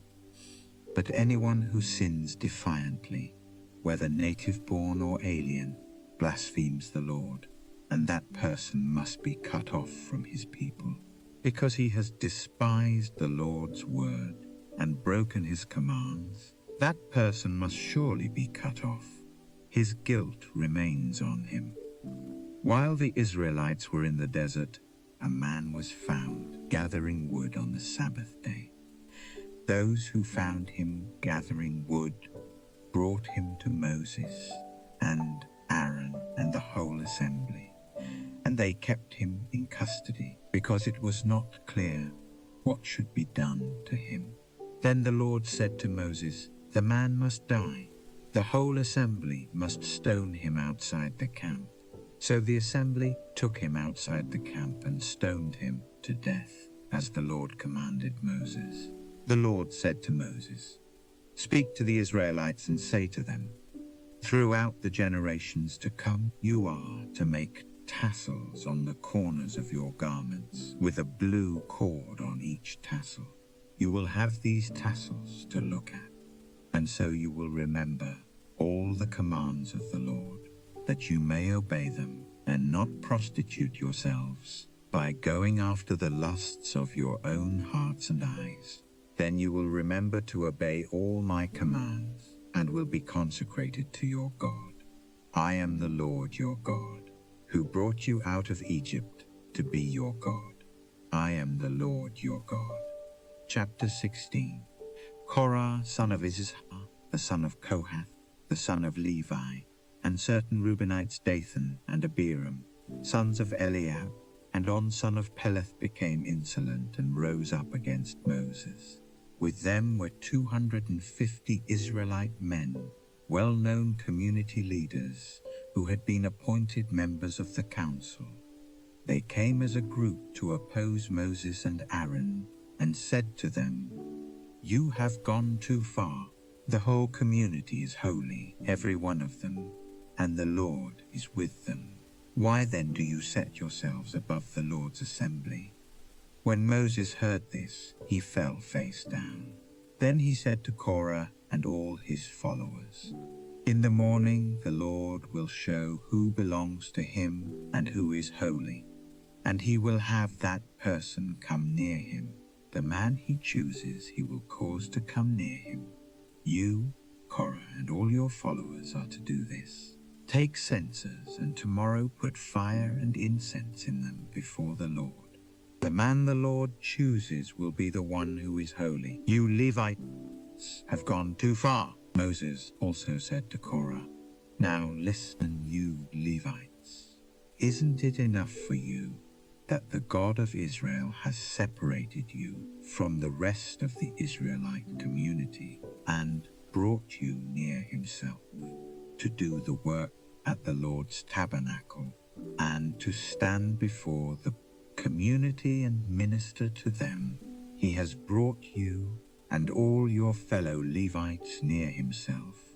But now you are trying to get the priesthood too. It is against the Lord that you and all your followers have banded together. Who is Aaron that you should grumble against him?" Then Moses summoned Dathan and Abiram, the sons of Eliab. But they said, "We will not come. Isn't it enough that you have brought us up out of a land flowing with milk and honey to kill us in the desert? And now you also want to lord it over us. Moreover, you haven't brought us into a land flowing with milk and honey, or given us an inheritance of fields and vineyards. Will you gouge out the eyes of these men? No, we will not come." Then Moses became very angry and said to the Lord, "Do not accept their offering. I have not taken so much as a donkey from them, nor have I wronged any of them." Moses said to Korah, "You and all your followers are to appear before the Lord tomorrow, you and they and Aaron. Each man is to take his censer and put incense in it, 250 censers in all, and present it before the Lord. You and Aaron are to present your censers also."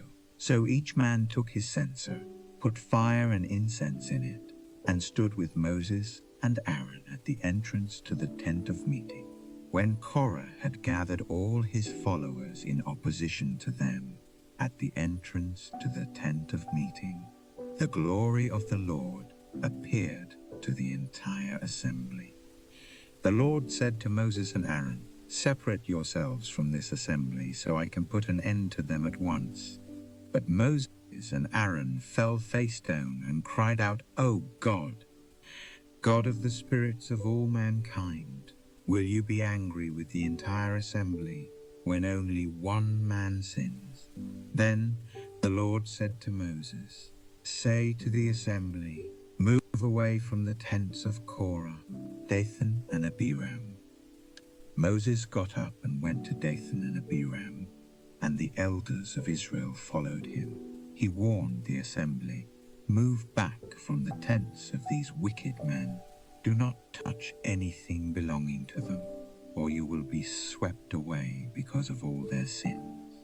So they moved away from the tents of Korah, Dathan, and Abiram. Dathan and Abiram had come out and were standing with their wives, children, and little ones at the entrances to their tents. Then Moses said, "This is how you will know that the Lord has sent me to do all these things, and that it was not my idea. If these men die a natural death and experience only what usually happens to men, then the Lord has not sent me. But if the Lord brings about something totally new, and the earth opens its mouth and swallows them, with everything that belongs to them, and they go down alive into the grave, then you will know that these men have treated the Lord with contempt." As soon as he finished saying all this, the ground under them split apart, and the earth opened its mouth and swallowed them, with their households, and all Korah's men, and all their possessions. They went down alive into the grave, with everything they owned. The earth closed over them, and they perished and were gone from the community. At their cries, all the Israelites around them fled, shouting, "The earth is going to swallow us too." And fire came out from the Lord and consumed the 250 men who were offering the incense. The dread had said to Moses, "Tell Eleazar, son of Aaron, the priest, to take the censers out of the smoldering remains and scatter the coals some distance away. For the censers are holy, the censers of the men who sinned at the cost of their lives. Hammer the censers into sheets to overlay the altar, for they were presented before the Lord and have become holy. Let them be a sign to the Israelites." So Eleazar the priest collected the bronze censers brought by those who had been burned up, and he had them hammered out to overlay the altar, as the Lord directed him through Moses. This was to remind the Israelites that no one except a descendant of Aaron should come to burn incense before the Lord, or he would become like Korah and his followers. The next day the whole Israelite community grumbled against Moses and Aaron. "You have killed the Lord's people," they said. But when the assembly gathered in opposition to Moses and Aaron and turned toward the tent of meeting, suddenly the cloud covered it, and the glory of the Lord appeared. Then Moses and Aaron went to the front of the tent of meeting, and the Lord said to Moses, "Get away from this assembly, so I can put an end to them at once." And they fell face down. Then Moses said to Aaron, "Take your censer and put incense in it, along with fire from the altar, and hurry to the assembly to make atonement for them. Wrath has come out from the Lord. The plague has started." So Aaron did as Moses said, and ran into the midst of the assembly. The plague had already started among the people, but Aaron offered the incense and made atonement for them. He stood between the living and the dead, and the plague stopped. But 14,700 people died from the plague, in addition to those who had died because of Korah. Then Aaron returned to Moses at the entrance to the tent of meeting, for the plague had stopped. Chapter 17. The Lord said to Moses, "Speak to the Israelites and get 12 staffs from them, one from the leader of each of their ancestral tribes. Write the name of each man on his staff. On the staff of Levi, write Aaron's name, for there must be one staff for the head of each ancestral tribe. Place them in the tent of meeting in front of the testimony, where I meet with you. The staff belonging to the man I choose will sprout, and I will rid myself of this constant grumbling against you by the Israelites." So Moses spoke to the Israelites, and their leaders gave him 12 staffs, one for the leader of each of their ancestral tribes, and Aaron's staff was among them. Moses placed the staffs before the Lord in the tent of the testimony. The next day Moses entered the tent of the testimony and saw that Aaron's staff, which represented the house of Levi, had not only sprouted, but had budded, blossomed, and produced almonds. Then Moses brought out all the staffs from the Lord's presence to all the Israelites. They looked at them, and each man took his own staff. The Lord said to Moses, "Put back Aaron's staff in front of the testimony, to be kept as a sign to the rebellious. This will put an end to their grumbling against me, so that they will not die." Moses did just as the Lord commanded him. The Israelites said to Moses, "We will die. We are lost. We are all lost. Anyone who even comes near the tabernacle of the Lord will die." Are we all going to die? Chapter 18. The Lord said to Aaron, "You, your sons, and your father's family are to bear the responsibility for offenses against the sanctuary, and you and your sons alone are to bear the responsibility for offenses against the priesthood. Bring your fellow Levites from your ancestral tribe to join you and assist you when you and your sons minister before the tent of the testimony. They are to be responsible to you and are to perform all the duties of the tent, but they must not go near the furnishings of the sanctuary or the altar, or both they and you will die. They are to join you and be responsible for the care of the tent of meeting, all the work at the tent, and no one else may come near where you are. You are to be responsible for the care of the sanctuary and the altar, so that wrath will not fall on the Israelites again. I myself have selected your fellow Levites from among the Israelites as a gift to you, dedicated to the Lord, to do the work at the tent of meeting. But only you and your sons may serve as priests in connection with everything at the altar and inside the curtain. I am giving you the service of the priesthood as a gift. Anyone else who comes near the sanctuary must be put to death." Then the Lord said to Aaron, "I myself have put you in charge of the offerings presented to me. All the holy offerings the Israelites give me, I give to you and your sons as your portion and regular share. You are to have the part of the most holy offerings that is kept from the fire.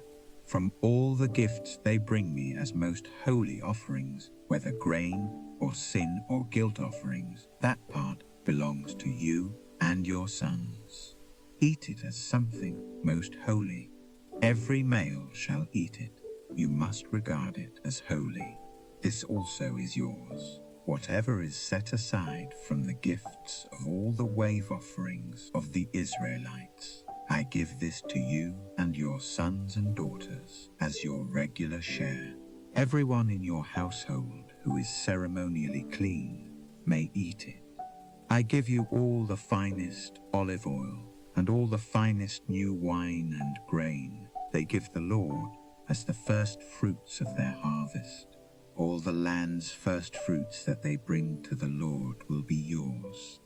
Everyone in your household who is ceremonially clean may eat it. Everything in Israel that is devoted to the Lord is yours. The first offspring of every womb, both man and animal, that is offered to the Lord is yours. But you must redeem every firstborn son and every firstborn male of unclean animals. When they are a month old, you must redeem them at the redemption price set at 5 shekels of silver, according to the sanctuary shekel, which weighs 20 gerahs. But you must not redeem the firstborn of an ox, a sheep, or a goat. They are holy. Sprinkle their blood on the altar and burn their fat as an offering made by fire, an aroma pleasing to the Lord. Their meat is to be yours, just as the breast of the wave offering and the right thigh are yours. Whatever is set aside from the holy offerings, the Israelites present to the Lord I give to you and your sons and daughters as your regular share. It is an everlasting covenant of salt before the Lord for both you and your offspring. The Lord said to Aaron, "You will have no inheritance in their land, nor will you have any share among them. I am your share and your inheritance among the Israelites. I give to the Levites all the tithes in Israel as their inheritance in return for the work they do while serving at the tent of meeting. From now on, the Israelites must not go near the tent of meeting, or they will bear the consequences of their sin and will die. It is the Levites who are to do the work at the tent of meeting and bear the responsibility for offenses against it. This is a lasting ordinance for the generations to come. They will receive no inheritance among the Israelites. Instead, I give to the Levites as their inheritance the tithes that the Israelites present as an offering to the Lord. That is why I said concerning them, they will have no inheritance among the Israelites. The Lord said to Moses, "Speak to the Levites and say to them, when you receive from the Israelites the tithe I give you as your inheritance, you must present 1/10 of that tithe as the Lord's offering. Your offering will be reckoned to you as grain from the threshing floor or juice from the winepress. In this way you also will present an offering to the Lord from all the tithes you receive from the Israelites. From these tithes you must give the Lord's portion to Aaron the priest. You must present as the Lord's portion the best and holiest part of everything given to you. Say to the Levites, when you present the best part, it will be reckoned to you as the product of the threshing floor or the winepress. You and your households may eat the rest of it anywhere, for it is your wages for your work at the tent of meeting. By presenting the best part of it, you will not be guilty in this matter. Then you will not defile the holy offerings of the Israelites, and you will not die." Chapter 19. The Lord said to Moses and Aaron, "This is a requirement of the law that the Lord has commanded.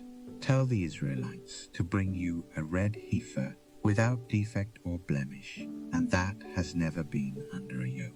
Give it to Eleazar the priest. It is to be taken outside the camp and slaughtered in his presence. Then Eleazar the priest is to take some of its blood on his finger and sprinkle it 7 times toward the front of the tent of meeting. While he watches, the heifer is to be burned its hide, flesh, blood, and offal.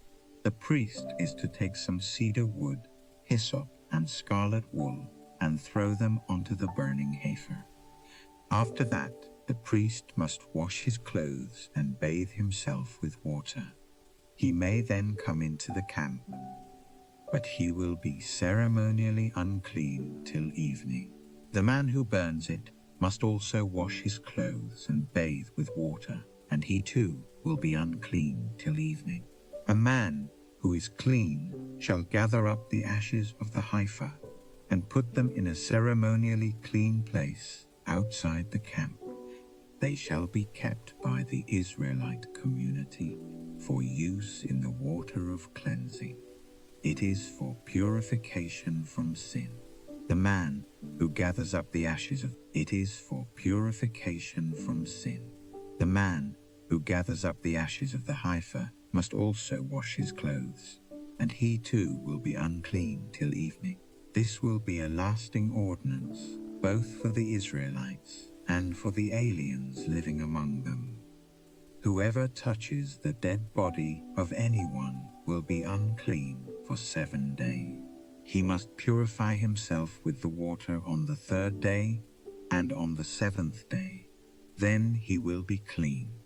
But if he does not purify himself on the 3rd and 7th days, he will not be clean.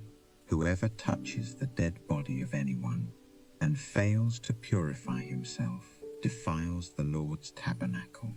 That person must be cut off from Israel. Because the water of cleansing has not been sprinkled on him, he is unclean. His uncleanness remains on him. This is the law that applies when a person dies in a tent. Anyone who enters the tent and anyone who is in it will be unclean for 7 days. And every open container without a lid fastened on it will be unclean. Anyone out in the open who touches someone who has been killed with a sword, or someone who has died a natural death, or anyone who touches a human bone or a grave, will be unclean for 7 days. For the unclean person, put some ashes from the burned purification offering into a jar and pour fresh water over them. Then a man who is ceremonially clean is to take some hyssop, dip it in the water, and sprinkle the tent and all the furnishings and the people who were there. He must also sprinkle anyone who has touched a human bone, or a grave, or someone who has been killed, or someone who has died a natural death. The man who is clean is to sprinkle the unclean person on the 3rd and 7th days. And on the 7th day he is to purify him. The person being cleansed must wash his clothes and bathe with water, and that evening he will be clean. But if a person who is unclean does not purify himself, he must be cut off from the community, because he has defiled the sanctuary of the Lord. The water of cleansing has not been sprinkled on him, and he is unclean. This is a lasting ordinance for them. The man who sprinkles the water of cleansing must also wash his clothes, and anyone who touches the water of cleansing will be unclean till evening. Anything that an unclean person touches becomes unclean, and anyone who touches it becomes unclean till evening. Chapter 20. In the 1st month, the whole Israelite community arrived at the desert of Zin, and they stayed at Kadesh. There Miriam died and was buried. Now there was no water for the community, and the people gathered in opposition to Moses and Aaron. They quarreled with Moses and said, "If only we had died when our brothers fell dead before the Lord. Why did you bring the Lord's community into this desert, that we and our livestock should die here? Why did you bring us up out of Egypt to this terrible place? It has no grain or figs, grapevines or pomegranates, and there is no water to drink."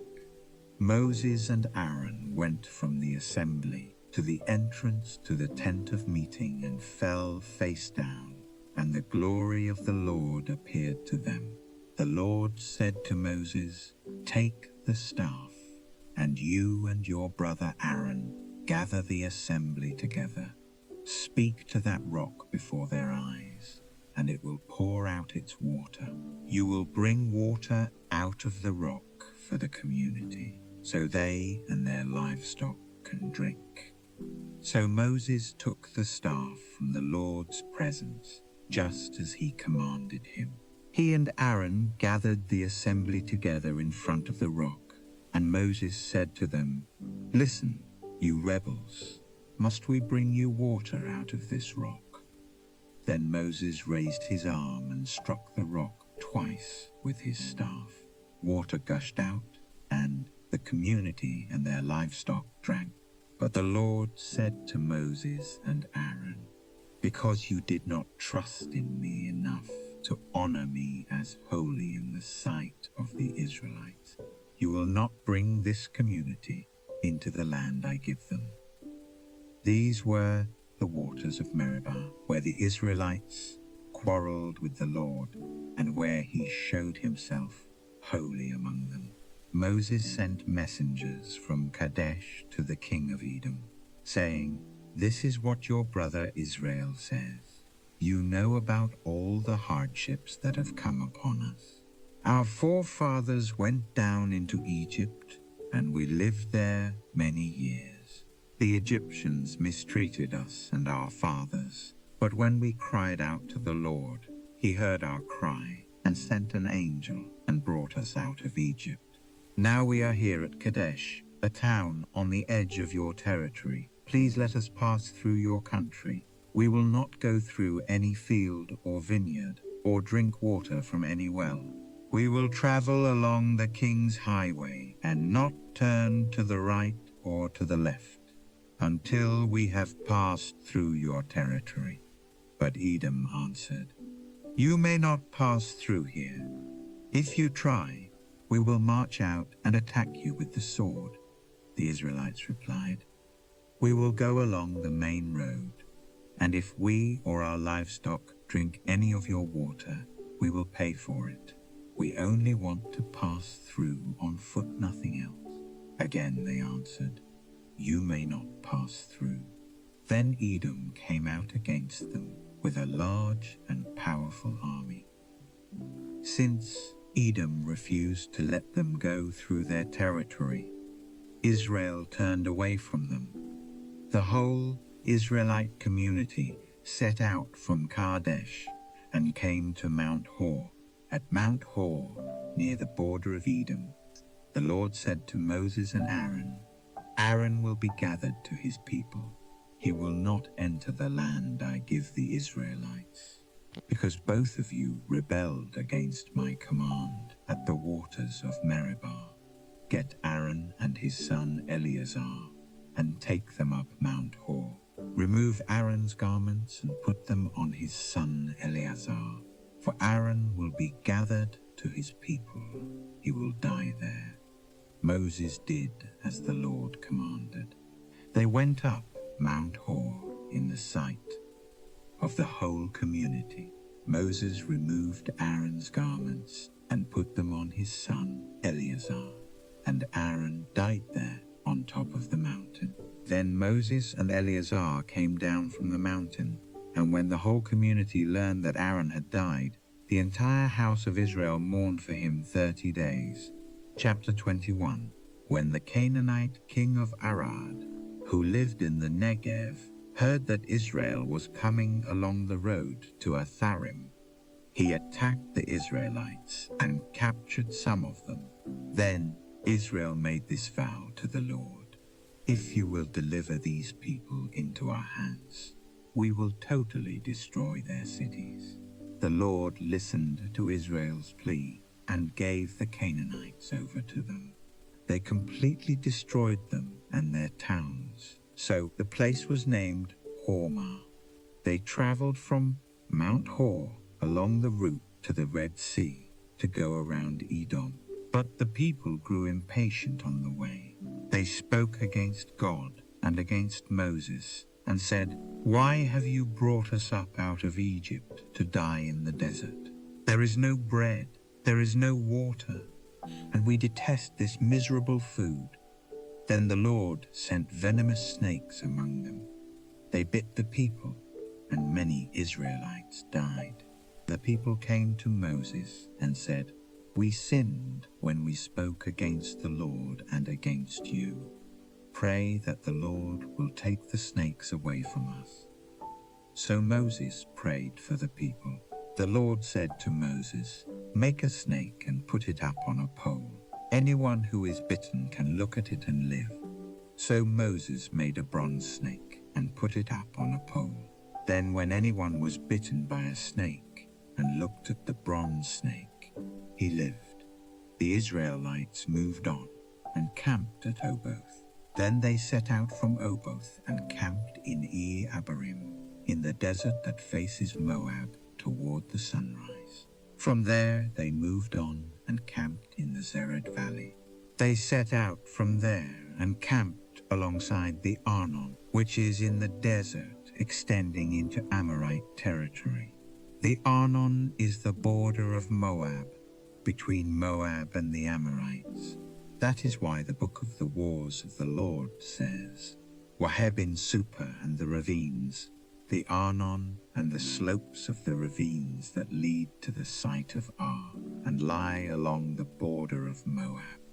From there they continued on to Beer, the well where the Lord said to Moses, "Gather the people together, and I will give them water."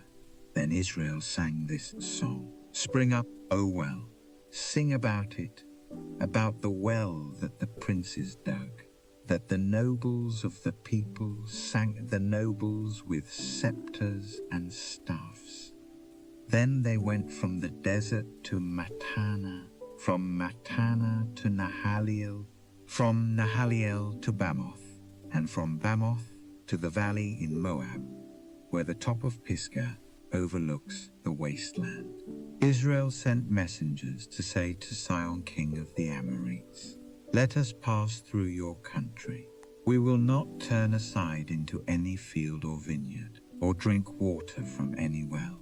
We will travel along the king's highway until we have passed through your territory." But Sihon would not let Israel pass through his territory. He mustered his entire army and marched out into the desert against Israel. When he reached Jahaz, he fought with Israel.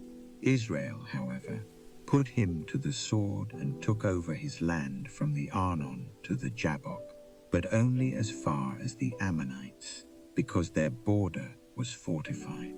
Israel captured all the cities of the Amorites and occupied them, including Heshbon and all its surrounding settlements. Heshbon was the city of Sihon, king of the Amorites, who had fought against the former king of Moab and had taken from him all his land as far as the Arnon. That is why the poets say, "Come to Heshbon and let it be rebuilt. Let Sihon's city be restored." Fire went out from Heshbon, a blaze from the city of Sihon. It consumed Ar of Moab, the citizens of Arnon's heights. Woe to you, O Moab! You are destroyed, O people of Chemosh. He has given up his sons as fugitives and his daughters as captives to Sihon, king of the Amorites. But we have overthrown them. Heshbon is destroyed all the way to Dibon. We have demolished them as far as Nophah, which extends to Medeba. So Israel settled in the land of the Amorites.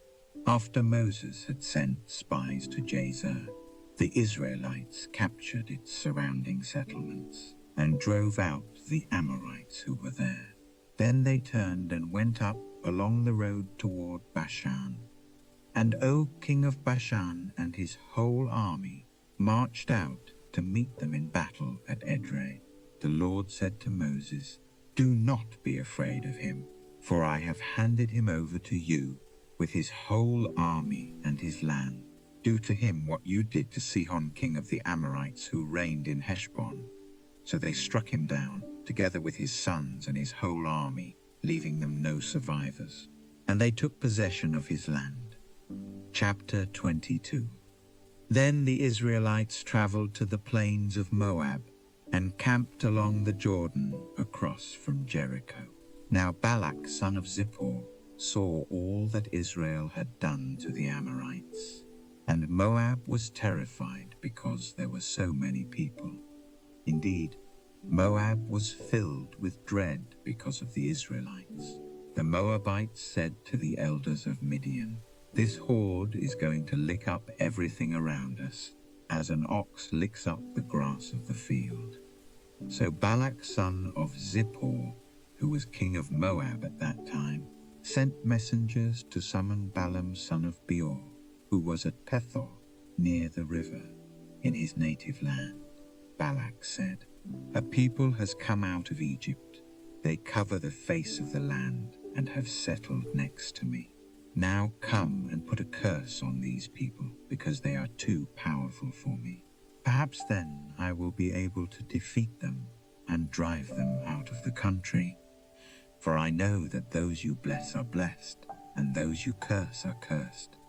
The elders of Moab and Midian left, taking with them the fee for divination. When they came to Balaam, they told him what Balak had said.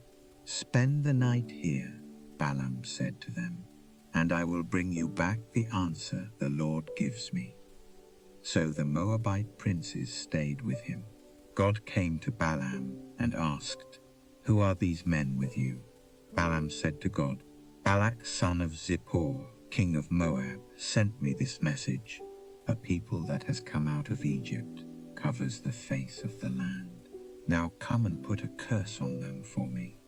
Perhaps then I will be able to fight them and drive them away." But God said to Balaam, "Do not go with them.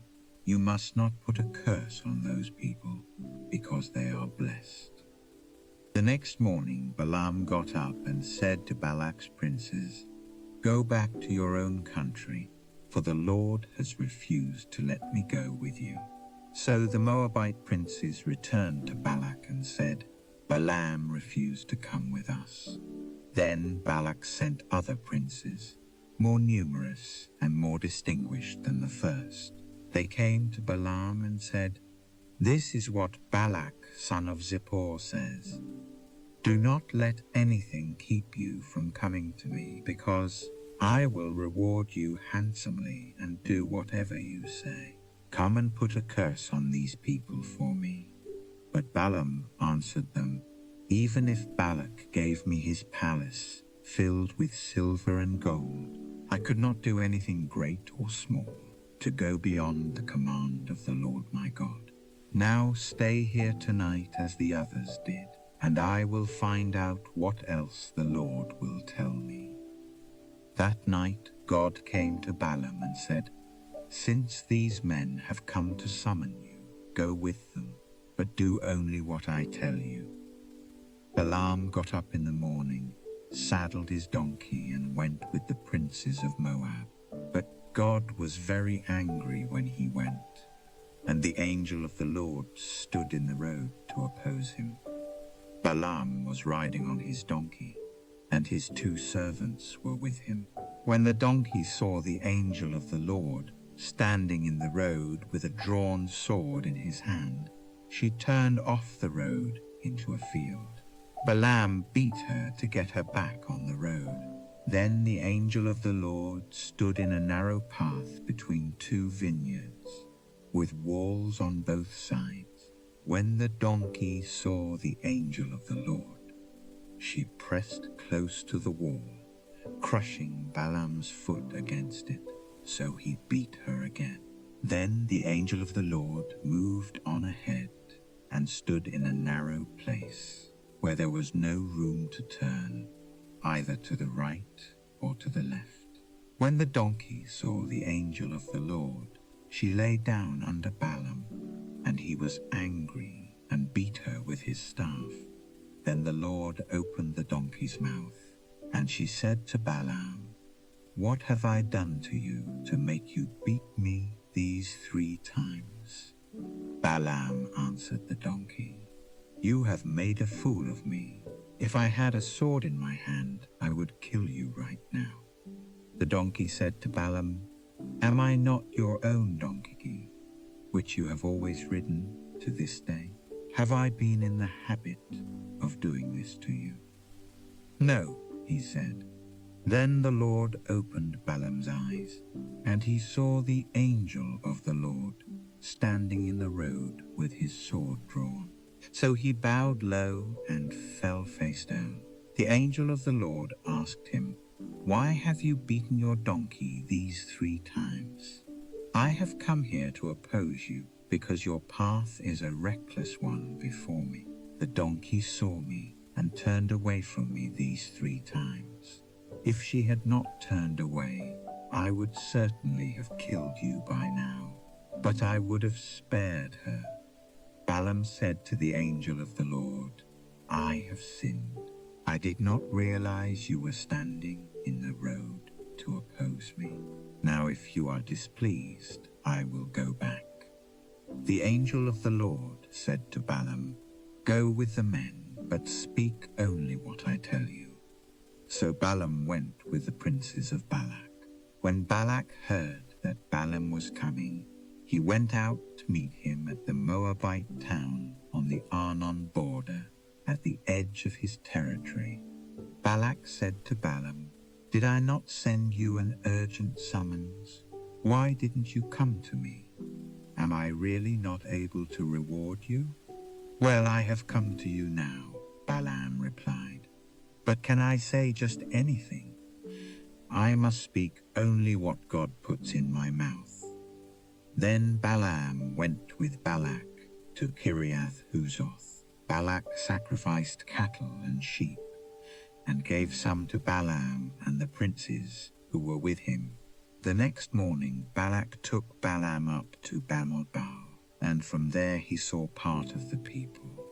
Chapter 23.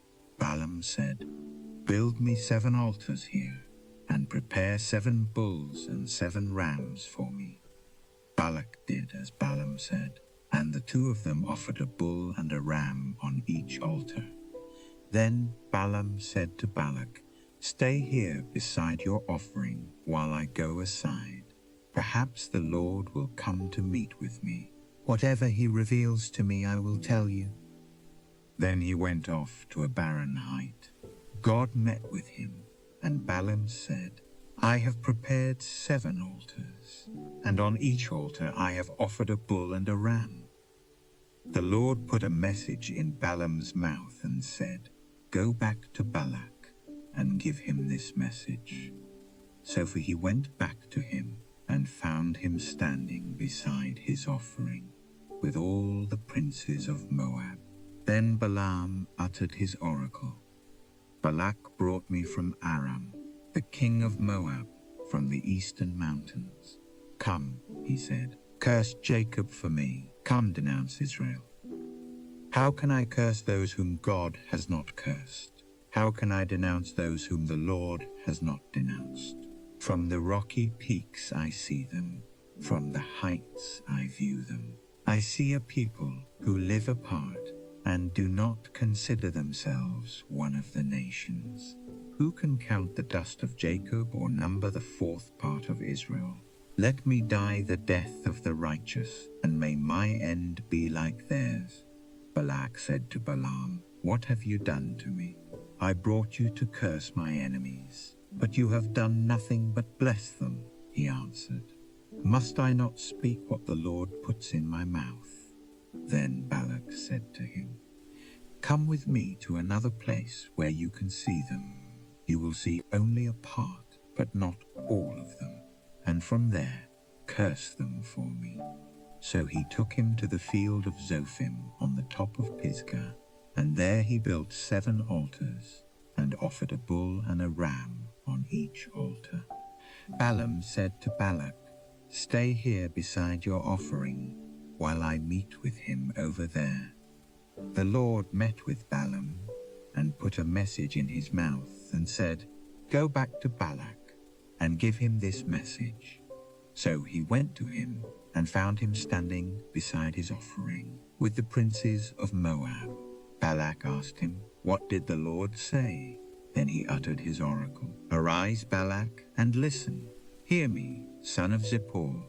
God is not a man, that he should lie, nor a son of man, that he should change his mind? Does he speak and then not act? Does he promise and not fulfill? I have received a command to bless. He has blessed, and I cannot change it. No misfortune is seen in Jacob, no misery observed in Israel. The Lord their God is with them. The shout of the king is among them. God brought them out of Egypt. They have the strength of a wild ox. There is no sorcery against Jacob, no divination against Israel. It will now be said of Jacob and of Israel, see what God has done. The people rise like a lioness.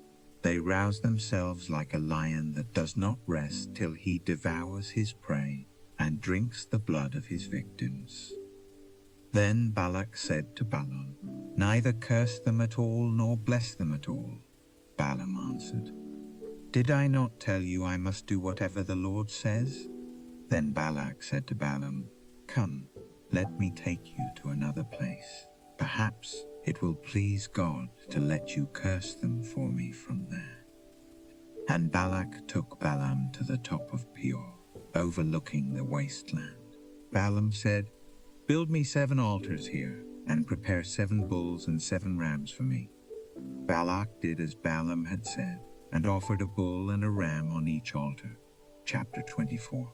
Now when Balaam saw that it pleased the Lord to bless Israel, he did not resort to sorcery as at other times, but turned his face toward the desert. When Balaam looked out and saw Israel encamped tribe by tribe, the Spirit of God came upon him, and he uttered his oracle. The oracle of Balaam son of Beor, the oracle of one whose eye sees clearly, the oracle of one who hears the words of God, who sees a vision from the Almighty, who falls prostrate, and whose eyes are opened. How beautiful are your tents, O Jacob, your dwelling places, O Israel. Like valleys they spread out, like gardens beside a river, like aloes planted by the Lord, like cedars beside the waters. Water will flow from their buckets, their seed will have abundant water. Their king will be greater than Agag, their kingdom will be exalted. God brought them out of Egypt. They have the strength of a wild ox. They devour hostile nations and break their bones in pieces. With their arrows they pierce them. Like a lion they crouch and lie down, like a lioness who dares to rouse them. May those who bless you be blessed, and those who curse you be cursed. Then Balak's anger burned against Balaam. He struck his hands together and said to him, I summoned you to curse my enemies, but you have blessed them these 3 times. Now leave at once and go home. I said I would reward you handsomely, but the Lord has kept you from being rewarded. Balaam answered Balak, did I not tell the messengers you sent me? Even if Balak gave me his palace filled with silver and gold, I could not do anything of my own accord, good or bad, to go beyond the command of the Lord, and I must say only what the Lord says. Now I am going back to my people, but come, let me warn you of what this people will do to your people in days to come. Then he uttered his oracle, the oracle of Balaam son of Beor, the oracle of one whose eye sees clearly, the oracle of one who hears the words of God, who has knowledge from the Most High, who sees a vision from the Almighty, who falls prostrate and whose eyes are opened. I see him, but not now. I behold him, but not near. A star will come out of Jacob. A scepter will rise out of Israel. He will crush the 4 heads of Moab, the skulls of all the sons of Sheth. Edom will be conquered. Seir, his enemy, will be conquered, but Israel will grow strong. A ruler will come out of Jacob and destroy the survivors of the city. Then Balaam saw Amalek and uttered his oracle. Amalek was first among the nations, but he will come to ruin at last. Then he saw the Kenites and uttered his oracle. Your dwelling place is secure, your nest is set in a rock. Yet you Kenites will be destroyed when Asher takes you captive. Then he uttered his oracle. Ah, who can live when God does this? Ships will come from the shores of Kittim. They will subdue Ashur and Eber, but they too will come to ruin. Then Balaam got up and returned home, and Balak went his own way. Chapter 25. While Israel was staying in Shittim, the men began to indulge in sexual immorality with Moabite women, who invited them to the sacrifices to their gods. The people ate and bowed down before these gods. So Israel joined in worshipping the Baal of Peor, and the Lord's anger burned against them. The Lord said to Moses, "Take all the leaders of these people, kill them and expose them in broad daylight before the Lord, so that the Lord's fierce anger may turn away from Israel." So Moses said to Israel's judges, "Each of you must put to death those of your men who have joined in worshipping the Baal of Peor." Then an Israelite man brought to his family a Midianite woman, right before the eyes of Moses and the whole assembly of Israel, while they were weeping at the entrance to the tent of meeting. When Phinehas, son of Eleazar, the son of Aaron, the priest, saw this, he left the assembly, took a spear in his hand, and followed the Israelite into the tent. He drove the spear through both of them through the Israelite and into the woman's body. Then the plague against the Israelites was stopped. But those who died in the plague numbered 24,000. The Lord said to Moses, "Phinehas, son of Eleazar, the son of Aaron, the priest, has turned my anger away from the Israelites, for he was as zealous as I am for my honor among them, so that in my zeal I did not put an end to them. Therefore tell him I am making my covenant of peace with him. He and his descendants will have a covenant of a lasting priesthood, because he was zealous for the honor of his God and made atonement for the Israelites." The name of the Israelite who was killed with the Midianite woman was Zimri, son of Salu, the leader of a Simeonite family, and the name of the Midianite woman who was put to death was Cosbi, daughter of Zur, a tribal chief of a Midianite family. The Lord said to Moses, "Treat the Midianites as enemies and kill them, because they treated you as enemies when they deceived you in the affair of Peor and their sister Cosbi, the daughter of a Midianite leader, the woman who was killed when the plague came as a result of Peor." Chapter 26. After the plague, the Lord said to Moses and Eleazar, son of Aaron, the priest, "Take a census of the whole Israelite community, by families, all those 20 years old or more who are able to serve in the army of Israel." So on the plains of Moab by the Jordan, across from Jericho, Moses and Eleazar the priest spoke with them and said, "Take a census of the men 20 years old or more, as the Lord commanded Moses." These were the Israelites who came out of Egypt. The descendants of Reuben, the firstborn son of Israel, were, through Hanok, the Hanokite clan, through Palu, the Paluite clan, through Hezron, the Hezronite clan, through Carmi, the Carmite clan. These were the clans of Reuben. Those numbered were 43,730. The son of Palu was Eliab, and the sons of Eliab were Nemuel, Dathan, and Abiram. The same Dathan and Abiram were the community officials who rebelled against Moses and Aaron, and were among Korah's followers when they rebelled against the Lord. The earth opened its mouth and swallowed them along with Korah, whose followers died when the fire devoured the 250 men, and they served as a warning sign. The line of Korah, however, did not die out. The descendants of Simeon by their clans were, through Nemuel, Nemulite clan, through Jamin, the Jaminite clan, through Jachin, the Jachinite clan, through Zerah, the Zerahite clan, through Shaul, the Shaulite clan. These were the clans of Simeon. There were 22,200 men.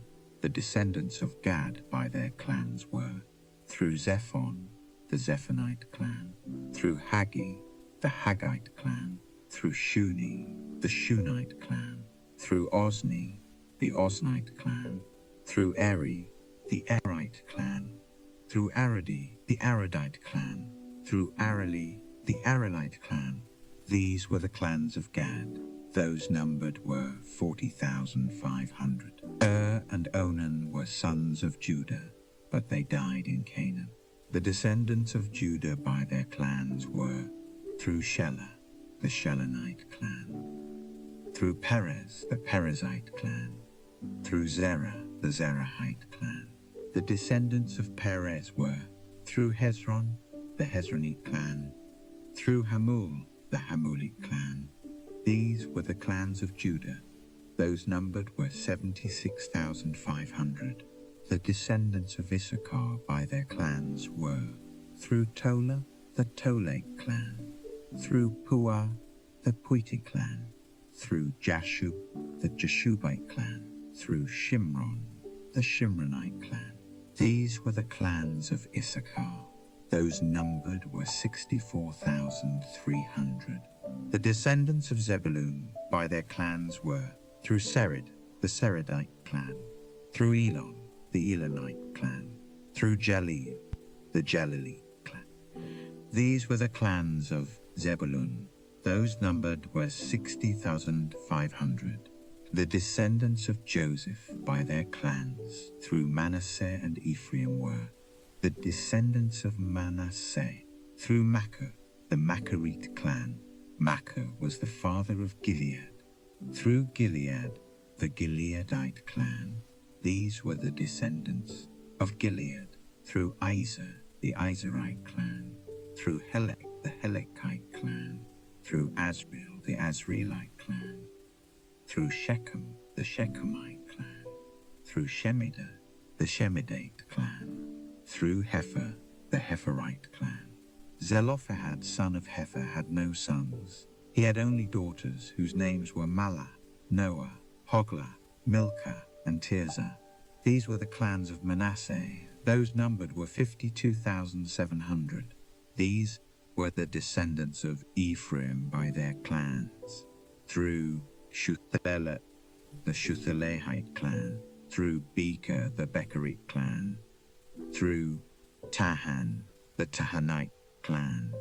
These were the descendants of Shuthelah. Through Eran, the Eranite clan. These were the clans of Ephraim. Those numbered were 32,500. These were the descendants of Joseph by their clans. The descendants of Benjamin by their clans were, through Bela, the Belite clan, through Ashbel, the Ashbelite clan, through Ahiram, the Ahiramite clan, through Shupam, the Shupamite clan, through Hupham, the Huphamite clan. The descendants of Bela through Ard and Naaman were, through Ard, the Ardite clan, through Naaman, the Naamite clan. These were the clans of Benjamin. Those numbered were 45,600. These were the descendants of Dan by their clans, through Shuham, the Shuhamite clan. These were the clans of Dan. All of them were Shuhamite clans, and those numbered were 64,400. The descendants of Asher by their clans were, through Imnah, the Imnite clan, through Ishvi, the Ishvite clan, through Beriah, the Beriite clan, and through the descendants of Beriah, through Heber, the Heberite clan, through Malkiel, the Malkielite clan. Asher had a daughter named Serah. These were the clans of Asher. Those numbered were 53,400. The descendants of Naphtali by their clans were: through Jaziel, the Jazielite clan; through Guni, the Gunite clan; through Jezer, the Jezerite clan; through Shillem, the Shillemite clan. These were the clans of Naphtali. Those numbered were 45,400. The total number of the men of Israel was 601,730. The Lord said to Moses, "The land is to be allotted to them as an inheritance based on the number of names. To a larger group give a larger inheritance, and to a smaller group a smaller one. Each is to receive its inheritance according to the number of those listed. Be sure that the land is distributed by lot. What each group inherits will be according to the names for its ancestral tribe. Each inheritance is to be distributed by lot among the larger and smaller groups." These were the Levites who were counted by their clans: through Gershon, the Gershonite clan; through Kohath, the Kohathite clan; through Merari, the Merarite clan. These also were Levite clans: the Libnite clan, the Hebronite clan, the Marlite clan, the Mushite clan, the Korahite clan. Kohath was the forefather of Amram. The name of Amram's wife was Jochebed, a descendant of Levi, who was born to the Levites in Egypt. To Amram she bore Aaron, Moses, and their sister Miriam. Aaron was the father of Nadab and Abihu, Eleazar and Ithamar. But Nadab and Abihu died when they made an offering before the Lord with unauthorized fire. All the male Levites a month old or more numbered 23,000. They were not counted along with the other Israelites, because they received no inheritance among them. These are the ones counted by Moses and Eleazar the priest when they counted the Israelites on the plains of Moab, by the Jordan, across from Jericho. Not one of them was among those counted by Moses and Aaron the priest when they counted the Israelites in the desert of Sinai. For the Lord had told those Israelites they would surely die in the desert, and not one of them was left except Caleb son of Jephunneh and Joshua son of Nun. Chapter 27. The daughters of Zelophehad, son of Hepher, the son of Gilead, the son of Machir, the son of Manasseh, belonged to the clans of Manasseh son of Joseph. The names of the daughters were Mahlah, Noah, Hoglah, Milcah, and Tirzah. They approached the entrance to the tent of meeting and stood before Moses, Eleazar the priest, the leaders, and the whole assembly, and said, "Our father died in the desert. He was not among Korah's followers, who banded together against the Lord, but he died for his own sin and left no son. Why should our father's name disappear from his clan because he had no son? Give us property among our father's relatives." So Moses brought their case before the Lord, and the Lord said to him, "What Zelophehad's daughters are saying is right. You must certainly give them property as an inheritance among their father's relatives, and turn their father's inheritance over to them. Say to the Israelites, if a man dies and leaves no son, turn his inheritance over to his daughter. If he has no daughter, give his inheritance to his brothers. If he has no brothers, give his inheritance to his father's brothers. If his father had no brothers, give his inheritance to the nearest relative in his clan, that he may possess it. This is to be a legal requirement for the Israelites, as the Lord commanded Moses." Then the Lord said to Moses, "Go up this mountain in the Abarim range and see the land I have given the Israelites. After you have seen it, you too will be gathered to your people as your brother Aaron was. For when the community rebelled at the waters in the desert of Zin, both of you disobeyed my command to honor me as holy before their eyes. These were the waters of Meribah Kadesh in the desert of Zin.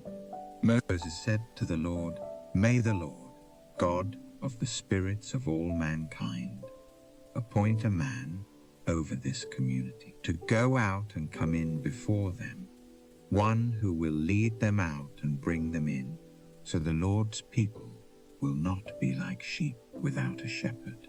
So the Lord said to Moses, "Take Joshua son of Nun, a man in whom is the Spirit, and lay your hand on him.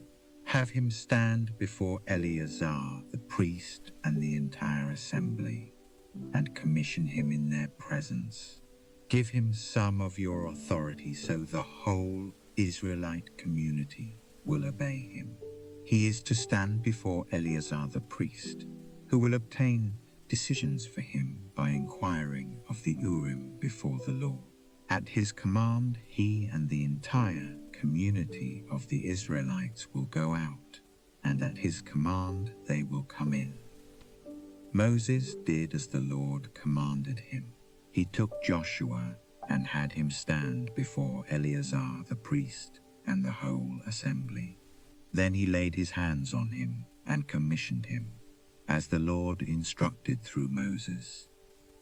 Chapter 28.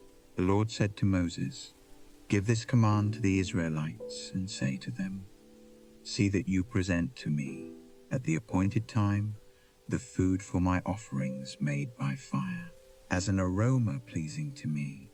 Say to them, this is the offering made by fire that you are to present to the Lord.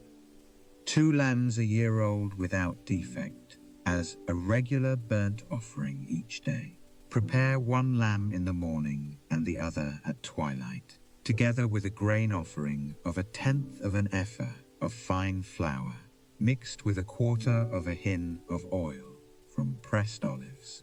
This is the regular burnt offering instituted at Mount Sinai as a pleasing aroma, an offering made to the Lord by fire.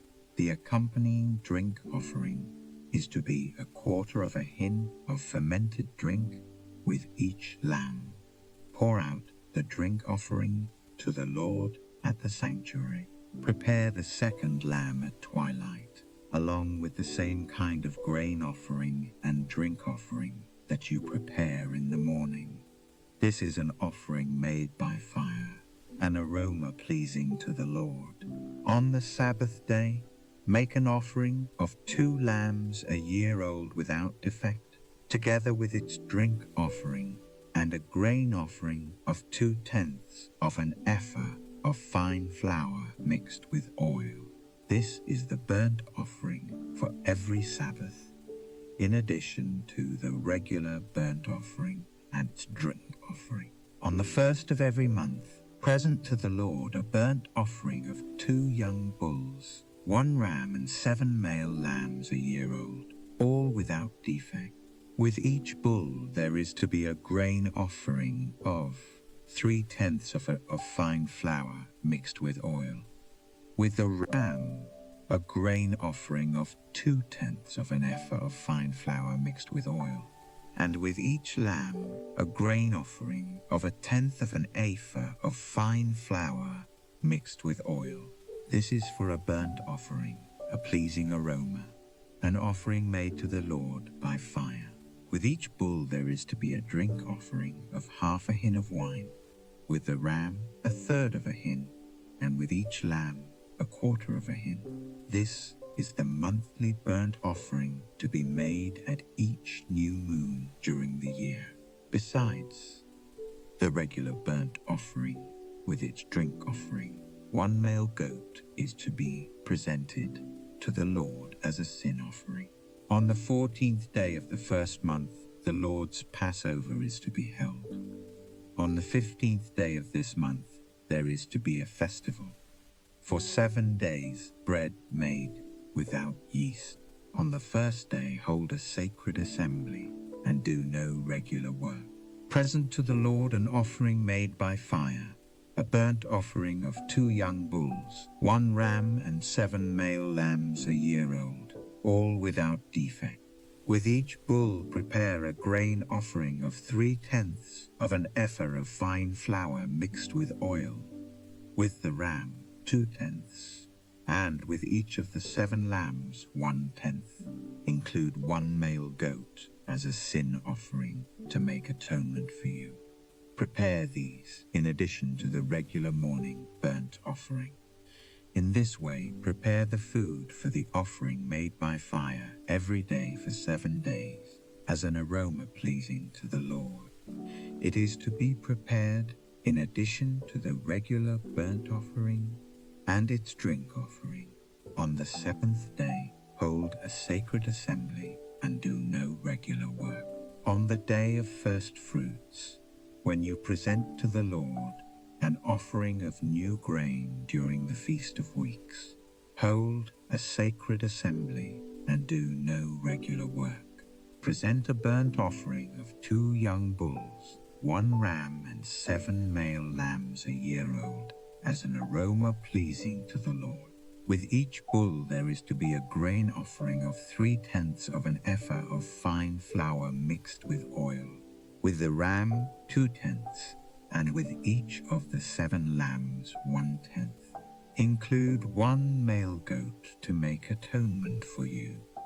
Prepare these together with their drink offerings, in addition to the regular burnt offering and its grain offering. Be sure the animals are without defect.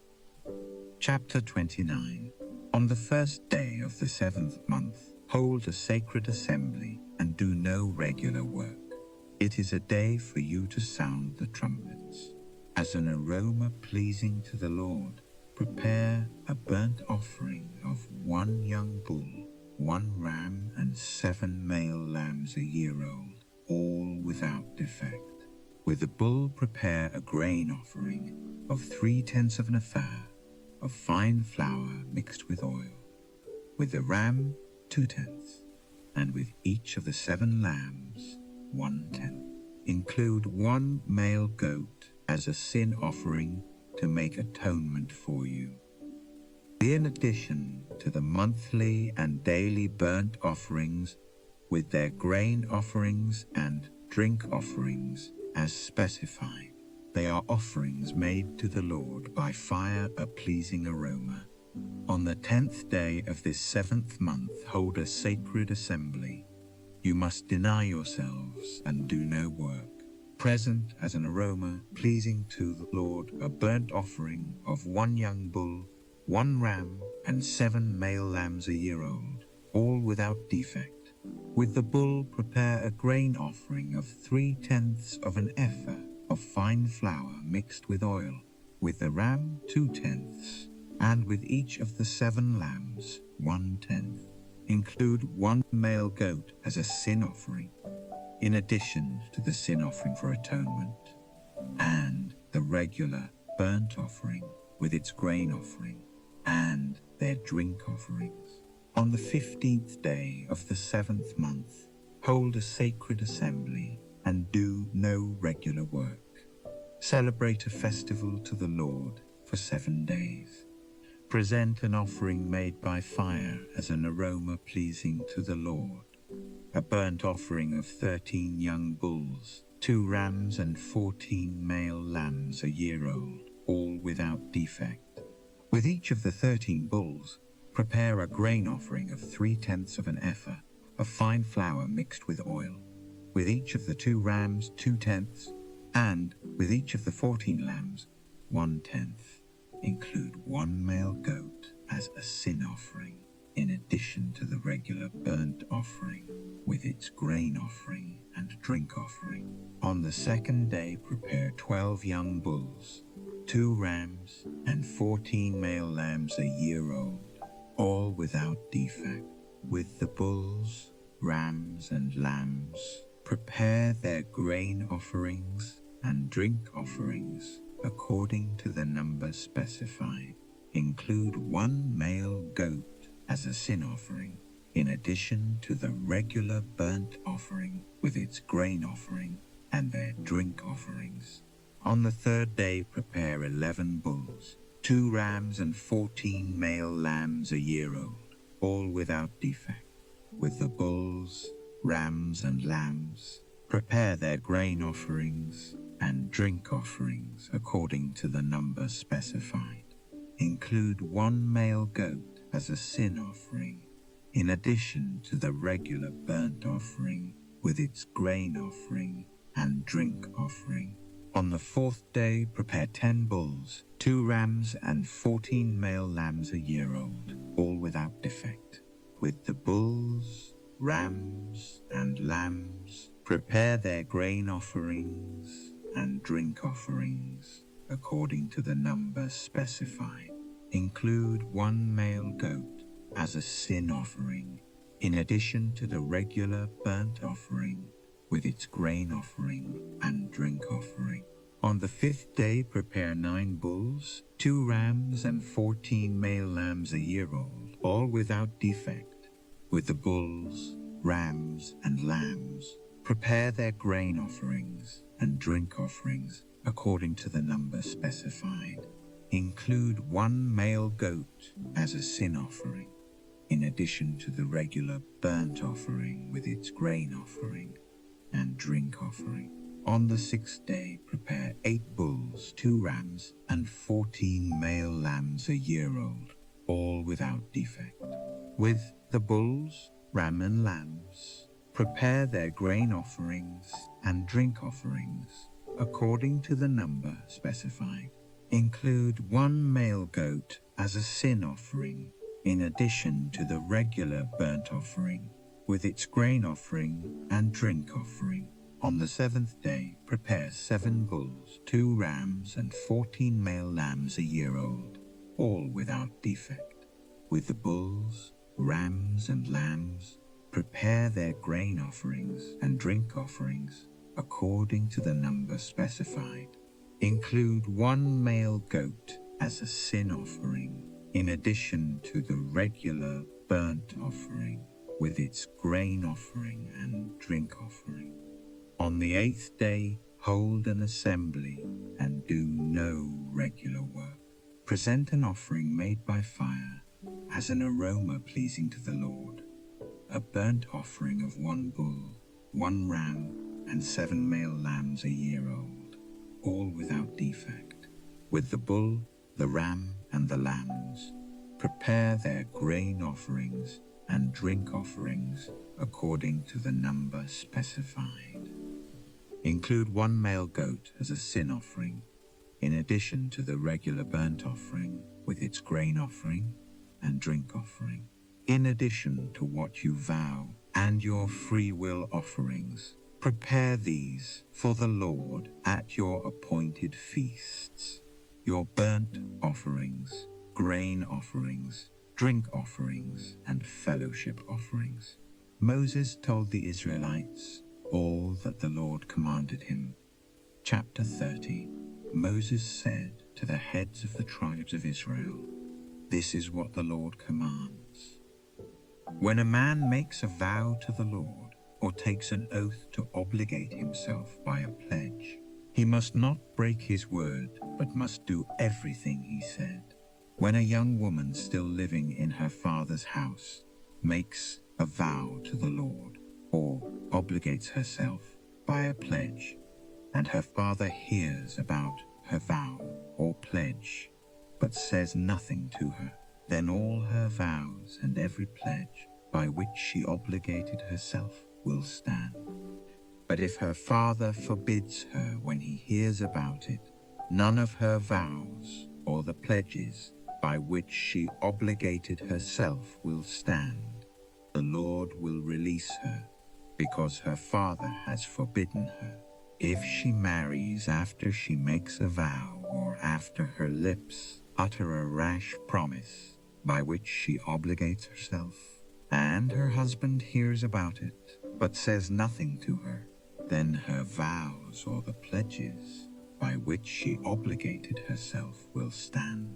But if her husband forbids her when he hears about it, he nullifies the vow that obligates her, or the rash promise by which she obligates herself, and the Lord will release her, Any vow or obligation taken by a widow or divorced woman will be binding on her.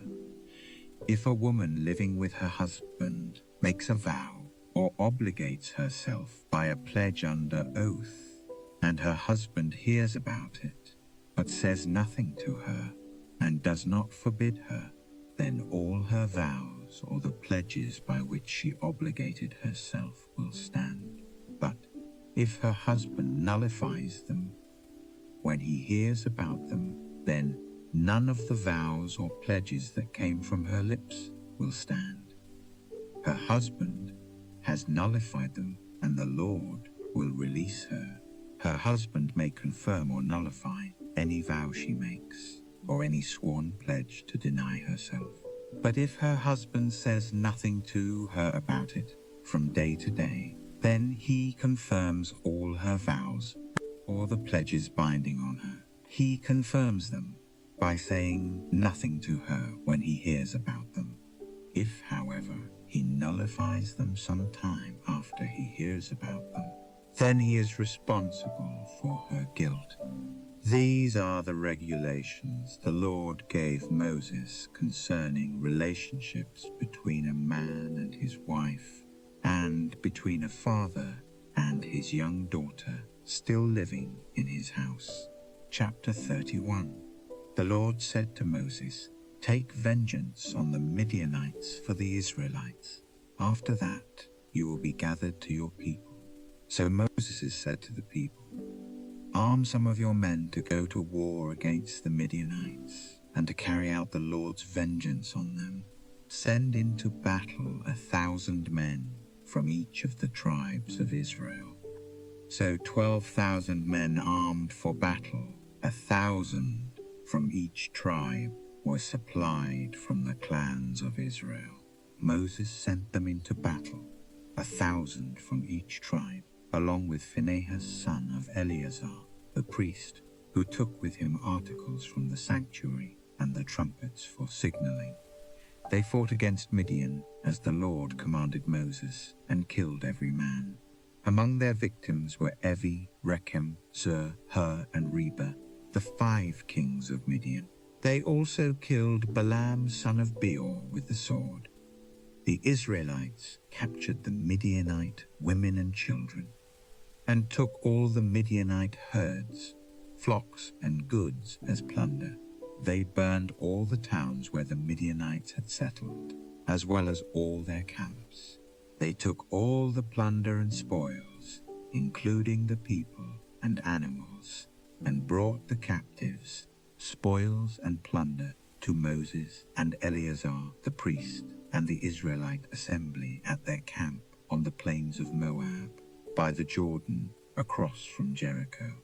Moses, Eleazar the priest, and all the leaders of the community went to meet them outside the camp. Moses was angry with the officers of the army, the commanders of thousands and commanders of hundreds who returned from the battle. "Have you allowed all the women to live?" he asked them. They were the ones who followed Balaam's advice and were the means of turning the Israelites away from the Lord in what happened at Peor, so that a plague struck the Lord's people. "Now kill all the boys, and kill every woman who has slept with a man. But save for yourselves every girl who has never slept with a man. All of you who have killed anyone or touched anyone who was killed must stay outside the camp 7 days. On the 3rd and 7th days you must purify yourselves and your captives. Purify every garment as well as everything made of leather, goat hair, or wood." Then Eleazar the priest said to the soldiers who had gone into battle, "This is the requirement of the law that the Lord gave Moses. Gold, silver, bronze, iron, tin, lead, and anything else that can withstand fire must be put through the fire, and then it will be clean. But it must also be purified with the water of cleansing, and whatever cannot withstand fire must be put through that water. On the seventh day, wash your clothes, and you will be clean. Then you may come into the camp. The Lord said to Moses, "You and Eleazar the priest and the family heads of the community are to count all the people and animals that were captured. Divide the spoils between the soldiers who took part in the battle and the rest of the community. From the soldiers who fought in the battle, set apart as tribute for the Lord one out of every 500, whether persons, cattle, donkeys, sheep, or goats. Take this tribute from their half share and give it to Eleazar the priest as the Lord's part. From the Israelites' half, select one out of every 50, whether persons, cattle, donkeys, sheep, goats, or other animals. Give them to the Levites, who are responsible for the care of the Lord's tabernacle." So Moses and Eleazar the priest did as the Lord commanded Moses. The plunder remaining from the spoils that the soldiers took was 675,000 sheep, 72,000 cattle, 61,000 donkeys, and 32,000 women who had never slept with a man. The half share of those who fought in the battle was 337,500 sheep, of which the tribute for the Lord was 675, 36,000 cattle, of which the tribute for the Lord was 72, 30,500 donkeys, of which the tribute for the Lord was 61, 16,000 people, of which the tribute for the Lord was 32. Moses gave the tribute to Eleazar the priest as the Lord's part, as the Lord commanded Moses. The half belonging to the Israelites, which Moses set apart from that of the fighting men. The community's half was 337,500 sheep, 36,000 cattle, 30,500 donkeys, and 16,000 people. From the Israelites' half, Moses selected one out of every 50 persons and animals, as the Lord commanded him, and gave them to the Levites, who were responsible for the care of the Lord's tabernacle. Then the officers who were over the units of the army, the commanders of thousands and commanders of hundreds, went to Moses and said to him, "Your servants have counted the soldiers under our command, and not one is missing. So we have brought as an offering to the Lord the gold articles. Each of us acquired armlets, bracelets, signet rings, earrings, and necklaces to make atonement for ourselves before the Lord." Moses and Eleazar the priest accepted from them the gold, all the crafted articles, all the gold from the commanders of thousands and commanders of hundreds that Moses and Eleazar presented as a gift to the Lord, weighed 16,750 shekels. Each soldier had taken plunder for himself. Moses and Eleazar the priest accepted the gold from the commanders of thousands and commanders of hundreds, and brought it into the tent of meeting as a memorial for the Israelites before the Lord. Chapter 32. The Reubenites and Gadites, who had very large herds and flocks, saw that the lands of Jazer and Gilead were suitable for livestock. So they came to Moses and Eleazar the priest and to the leaders of the community and said, "Ataroth, Dibon, Jazer, Nimrah, Heshbon, Elealeh, Sebal, Nebo, and Beon, the land the Lord subdued before the people of Israel, are suitable for livestock, and your servants have livestock. If we have found favor in your eyes," they said, "let this land be given to your servants as our possession. Do not make us cross the Jordan." Moses said to the Gadites and Reubenites, "Shall your countrymen go to war while you sit here? Why do you discourage the Israelites? from going over into the land the Lord has given them. This is what your fathers did when I sent them from Kadesh Barnea to look over the land. After they went up to the valley of Eshcol and viewed the land, they discouraged the Israelites from entering the land the Lord had given them. The Lord's anger was aroused that day, and he swore this oath: because they have not followed me wholeheartedly. Not one of the men 20 years old or more who came up out of Egypt will see the land I promised on oath to Abraham, Isaac, and Jacob.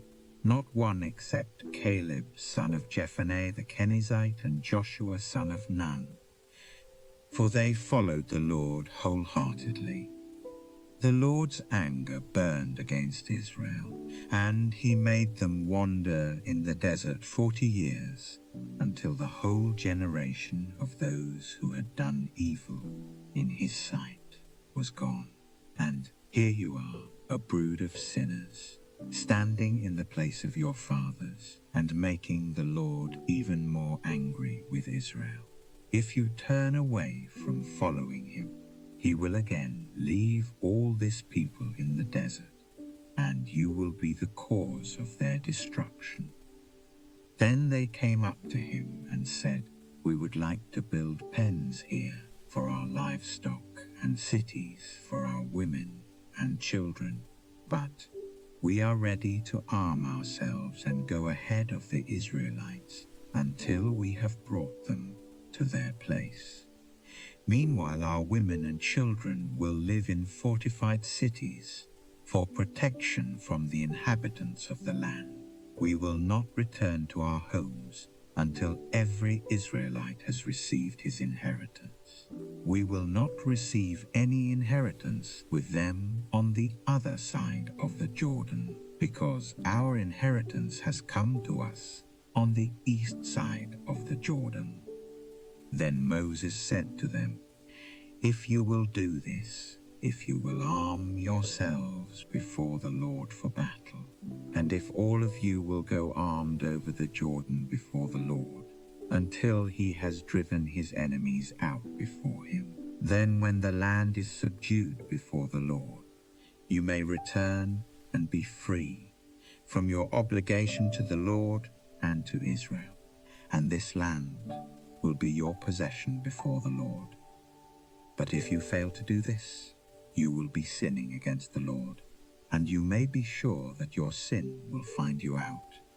Build cities for your women and children, and pens for your flocks, but do what you have promised. The Gadites and Reubenites said to Moses, we, your servants, will do as our Lord commands. Our children and wives, our flocks and herds will remain here in the cities of Gilead. But your servants, every man armed for battle, will cross over to fight before the Lord, just as our Lord says. Then Moses gave orders about them to Eleazar the priest and Joshua son of Nun, and to the family heads of the Israelite tribes. He said to them, if the Gadites and Reubenites, every man armed for battle, cross over the Jordan with you before the Lord, then when the land is subdued before you, give them the land of Gilead as their possession. But if they do not cross over with you armed, they must accept their possession with you in Canaan. The Gadites and Reubenites answered, your servants will do what the Lord has said. We will cross over before the Lord into Canaan armed, but the property we inherit will be on this side of the Jordan.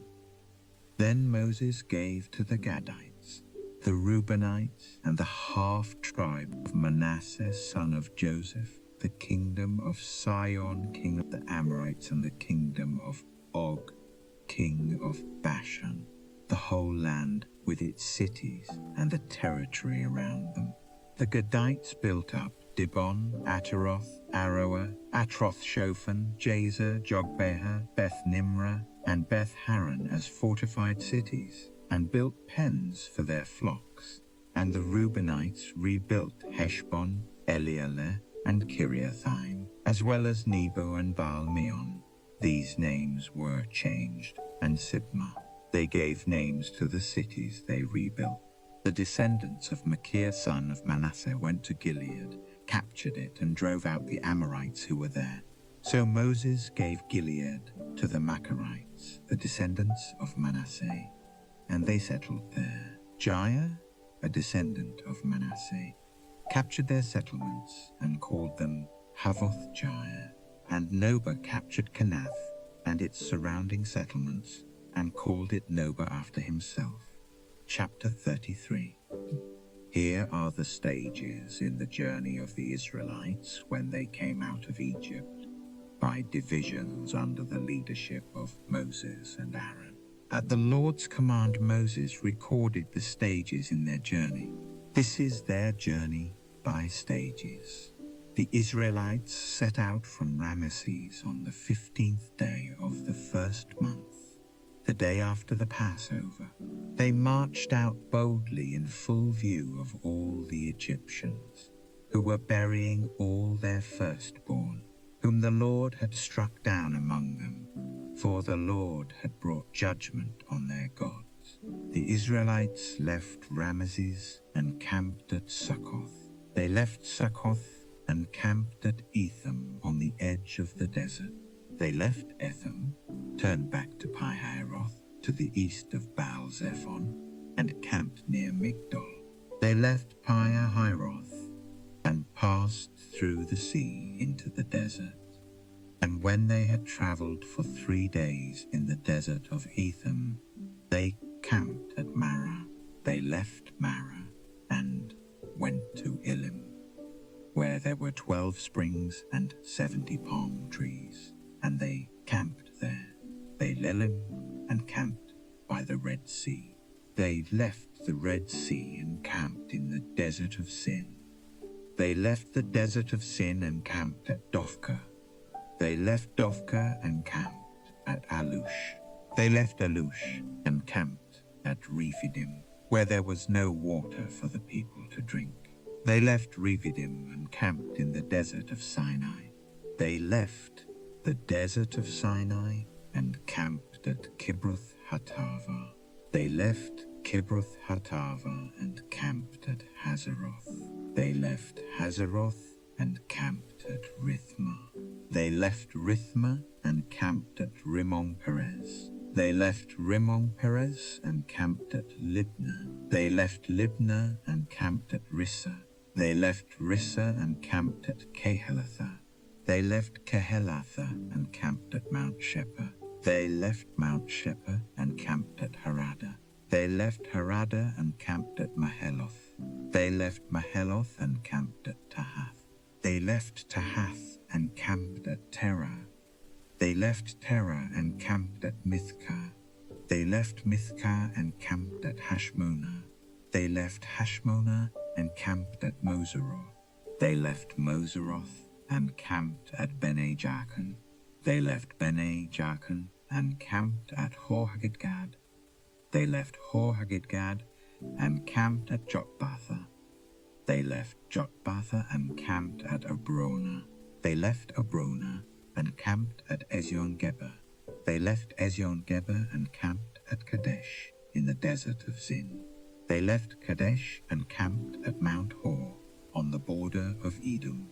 At the Lord's command, Aaron the priest went up Mount Hor, where he died on the first day of the 5th month of the 40th year after the Israelites came out of Egypt. Aaron was 123 years old when he died on Mount Hor. The Canaanite king of Arad, who lived in the Negev of Canaan, heard that the Israelites were coming. They left Mount Hor and camped at Zalmonah.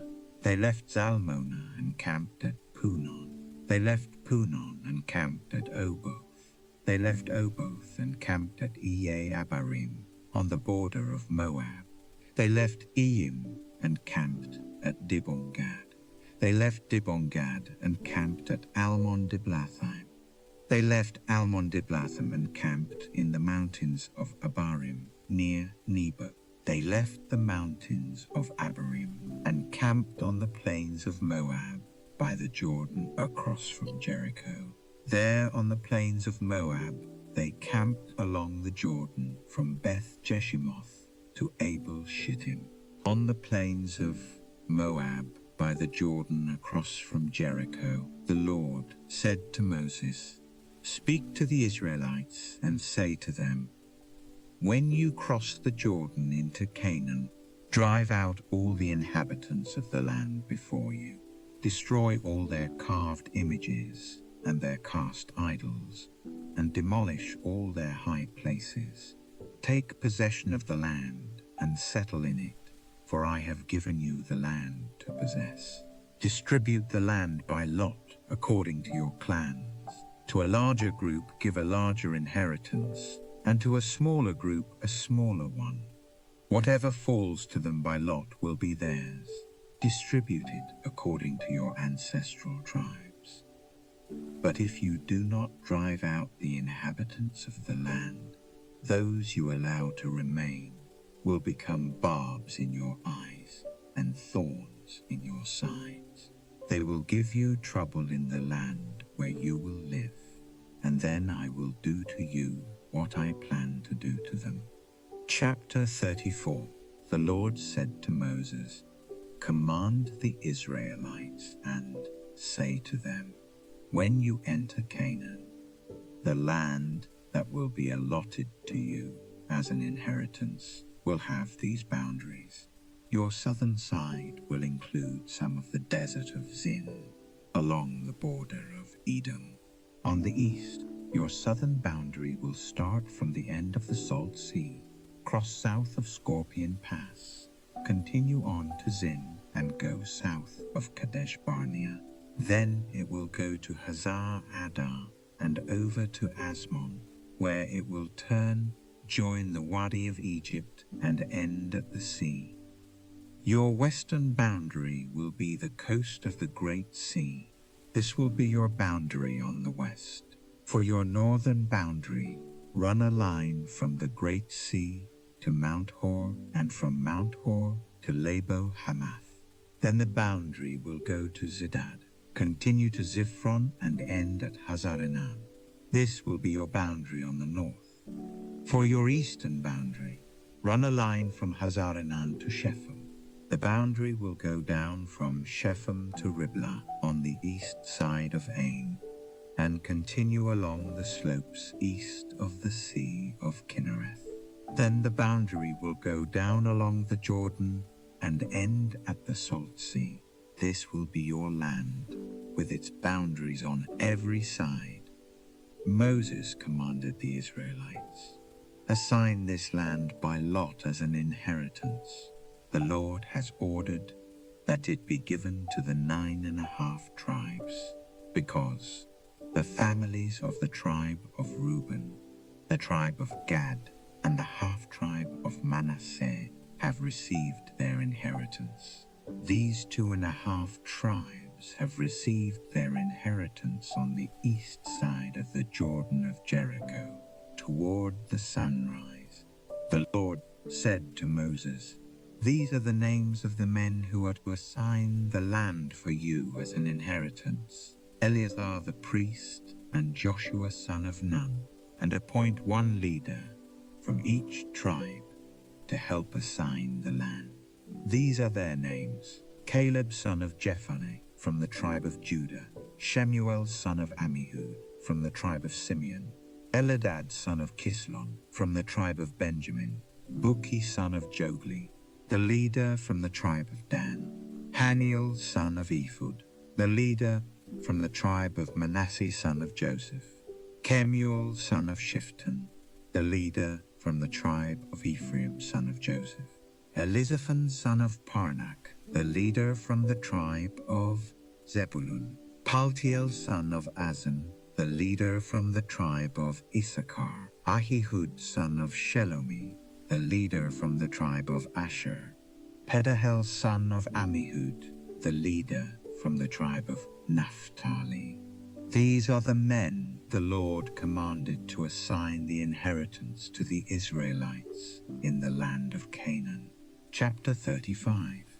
On the plains of Moab by the Jordan across from Jericho, the Lord said to Moses, "Command the Israelites to give the Levites towns to live in from the inheritance the Israelites will possess, and give them pasture lands around the towns. Then they will have towns to live in, and pasture lands for their cattle, flocks, and all their other livestock. The pasture lands around the towns that you give the Levites will extend out 1,500 feet from the town wall. Outside the town, measure 3,000 feet on the east side, 3,000 on the south side, 3,000 on the west, and 3,000 on the north, with the town in the center. They will have this area as pasture land for the towns. 6 of the towns you give the Levites will be cities of refuge, to which a person who has killed someone may flee. In addition, give them 42 other towns. In all, you must give the Levites 48 towns, together with their pasture lands. The towns you give the Levites from the land the Israelites possess are to be given in proportion to the inheritance of each tribe. Take many towns from a tribe that has many, but few from one that has few." Then the Lord said to Moses, "Speak to the Israelites and say to them, when you cross the Jordan into Canaan, select some towns to be your cities of refuge, to which a person who has killed someone accidentally may flee. They will be places of refuge from the avenger, so that a person accused of murder may not die before he stands trial before the assembly. These 6 towns you give will be your cities of refuge. Give 3 on this side of the Jordan, and 3 in Canaan as cities of refuge. These 6 towns will be a place of refuge for Israelites, aliens, and any other people living among them, so that anyone who has killed another accidentally can flee there. If a man strikes someone with an iron object so that he dies, he is a murderer. The murderer shall be put to death. Or if anyone has a stone in his hand that could kill, and he strikes someone so that he dies, he is a murderer. The murderer shall be put to death. Or if anyone has a wooden object in his hand that could kill, and he hits someone so that he dies, he is a murderer. The murderer shall be put to death. The avenger of blood shall put the murderer to death. When he meets him, he shall put him to death. If anyone with malice aforethought shoves another, or throws something at him intentionally so that he dies, or if in hostility he hits him with his fist so that he dies, that person shall be put to death. He is a murderer. The avenger of blood shall put the murderer to death when he meets him. But if without hostility someone suddenly shoves another, or throws something at him unintentionally, or, without seeing him, drops a stone on him that could kill him, and he dies, then since he was not his enemy, and he did not intend to harm him, the assembly must judge between him and the avenger of blood according to these regulations. The assembly must protect the one accused of murder from the avenger of blood and send him back to the city of refuge to which he fled. He must stay there until the death of the high priest, who was anointed with the holy oil. But if the accused ever goes outside the limits of the city of refuge to which he has fled, and the avenger of blood finds him outside the city, the avenger of blood may kill the accused without being guilty of murder. The accused must stay in his city of refuge until the death of the high priest. Only after the death of the high priest may he return to his own property. These are to be legal requirements for you throughout the generations to come, wherever you live. Anyone who kills a person is to be put to death as a murderer, only on the testimony of witnesses. But no one is to be put to death on the testimony of only one witness. Do not accept a ransom for the life of a murderer who deserves to die. He must surely be put to death. Do not accept a ransom for anyone who has fled to a city of refuge, and so allow him to go back and live on his own land before the death of the high priest. Do not pollute the land where you are. Bloodshed pollutes the land, and atonement cannot be made for the land on which blood has been shed, except by the blood of the one who shed it. Do not defile the land where you live and where I dwell, for I, the Lord, dwell among the Israelites. Chapter 36. The family heads of the clan of Gilead, son of Machir, the son of Manasseh, who were from the clans of the descendants of Joseph, came and spoke before Moses and the leaders, the heads of the Israelite families. They said, "When the Lord commanded my Lord to give the land as an inheritance to the Israelites by lot, he ordered you to give the inheritance of our brother Zelophehad to his daughters. Now, suppose they marry men from other Israelite tribes, then their inheritance will be taken from our ancestral inheritance and added to that of the tribe they marry into. And so part of the inheritance allotted to us will be taken away. When the year of Jubilee for the Israelites comes, their inheritance will be added to that of the tribe into which they marry, and their property will be taken from the tribal inheritance of our forefathers." Then, at the Lord's command, Moses gave this order to the Israelites: "What the tribe of the descendants of Joseph is saying is right. This is what the Lord commands for Zelophehad's daughters. They may marry anyone they please, as long as they marry within the tribal clan of their father. No inheritance in Israel is to pass from tribe to tribe, for every Israelite shall keep the tribal land inherited from his forefathers. Every daughter who inherits land in any Israelite tribe must marry someone in her father's tribal clan, so that every Israelite will possess the inheritance of his fathers. No inheritance may pass from tribe to tribe, for each Israelite tribe is to keep the land it inherits." So Zelophehad's daughters did as the Lord commanded Moses.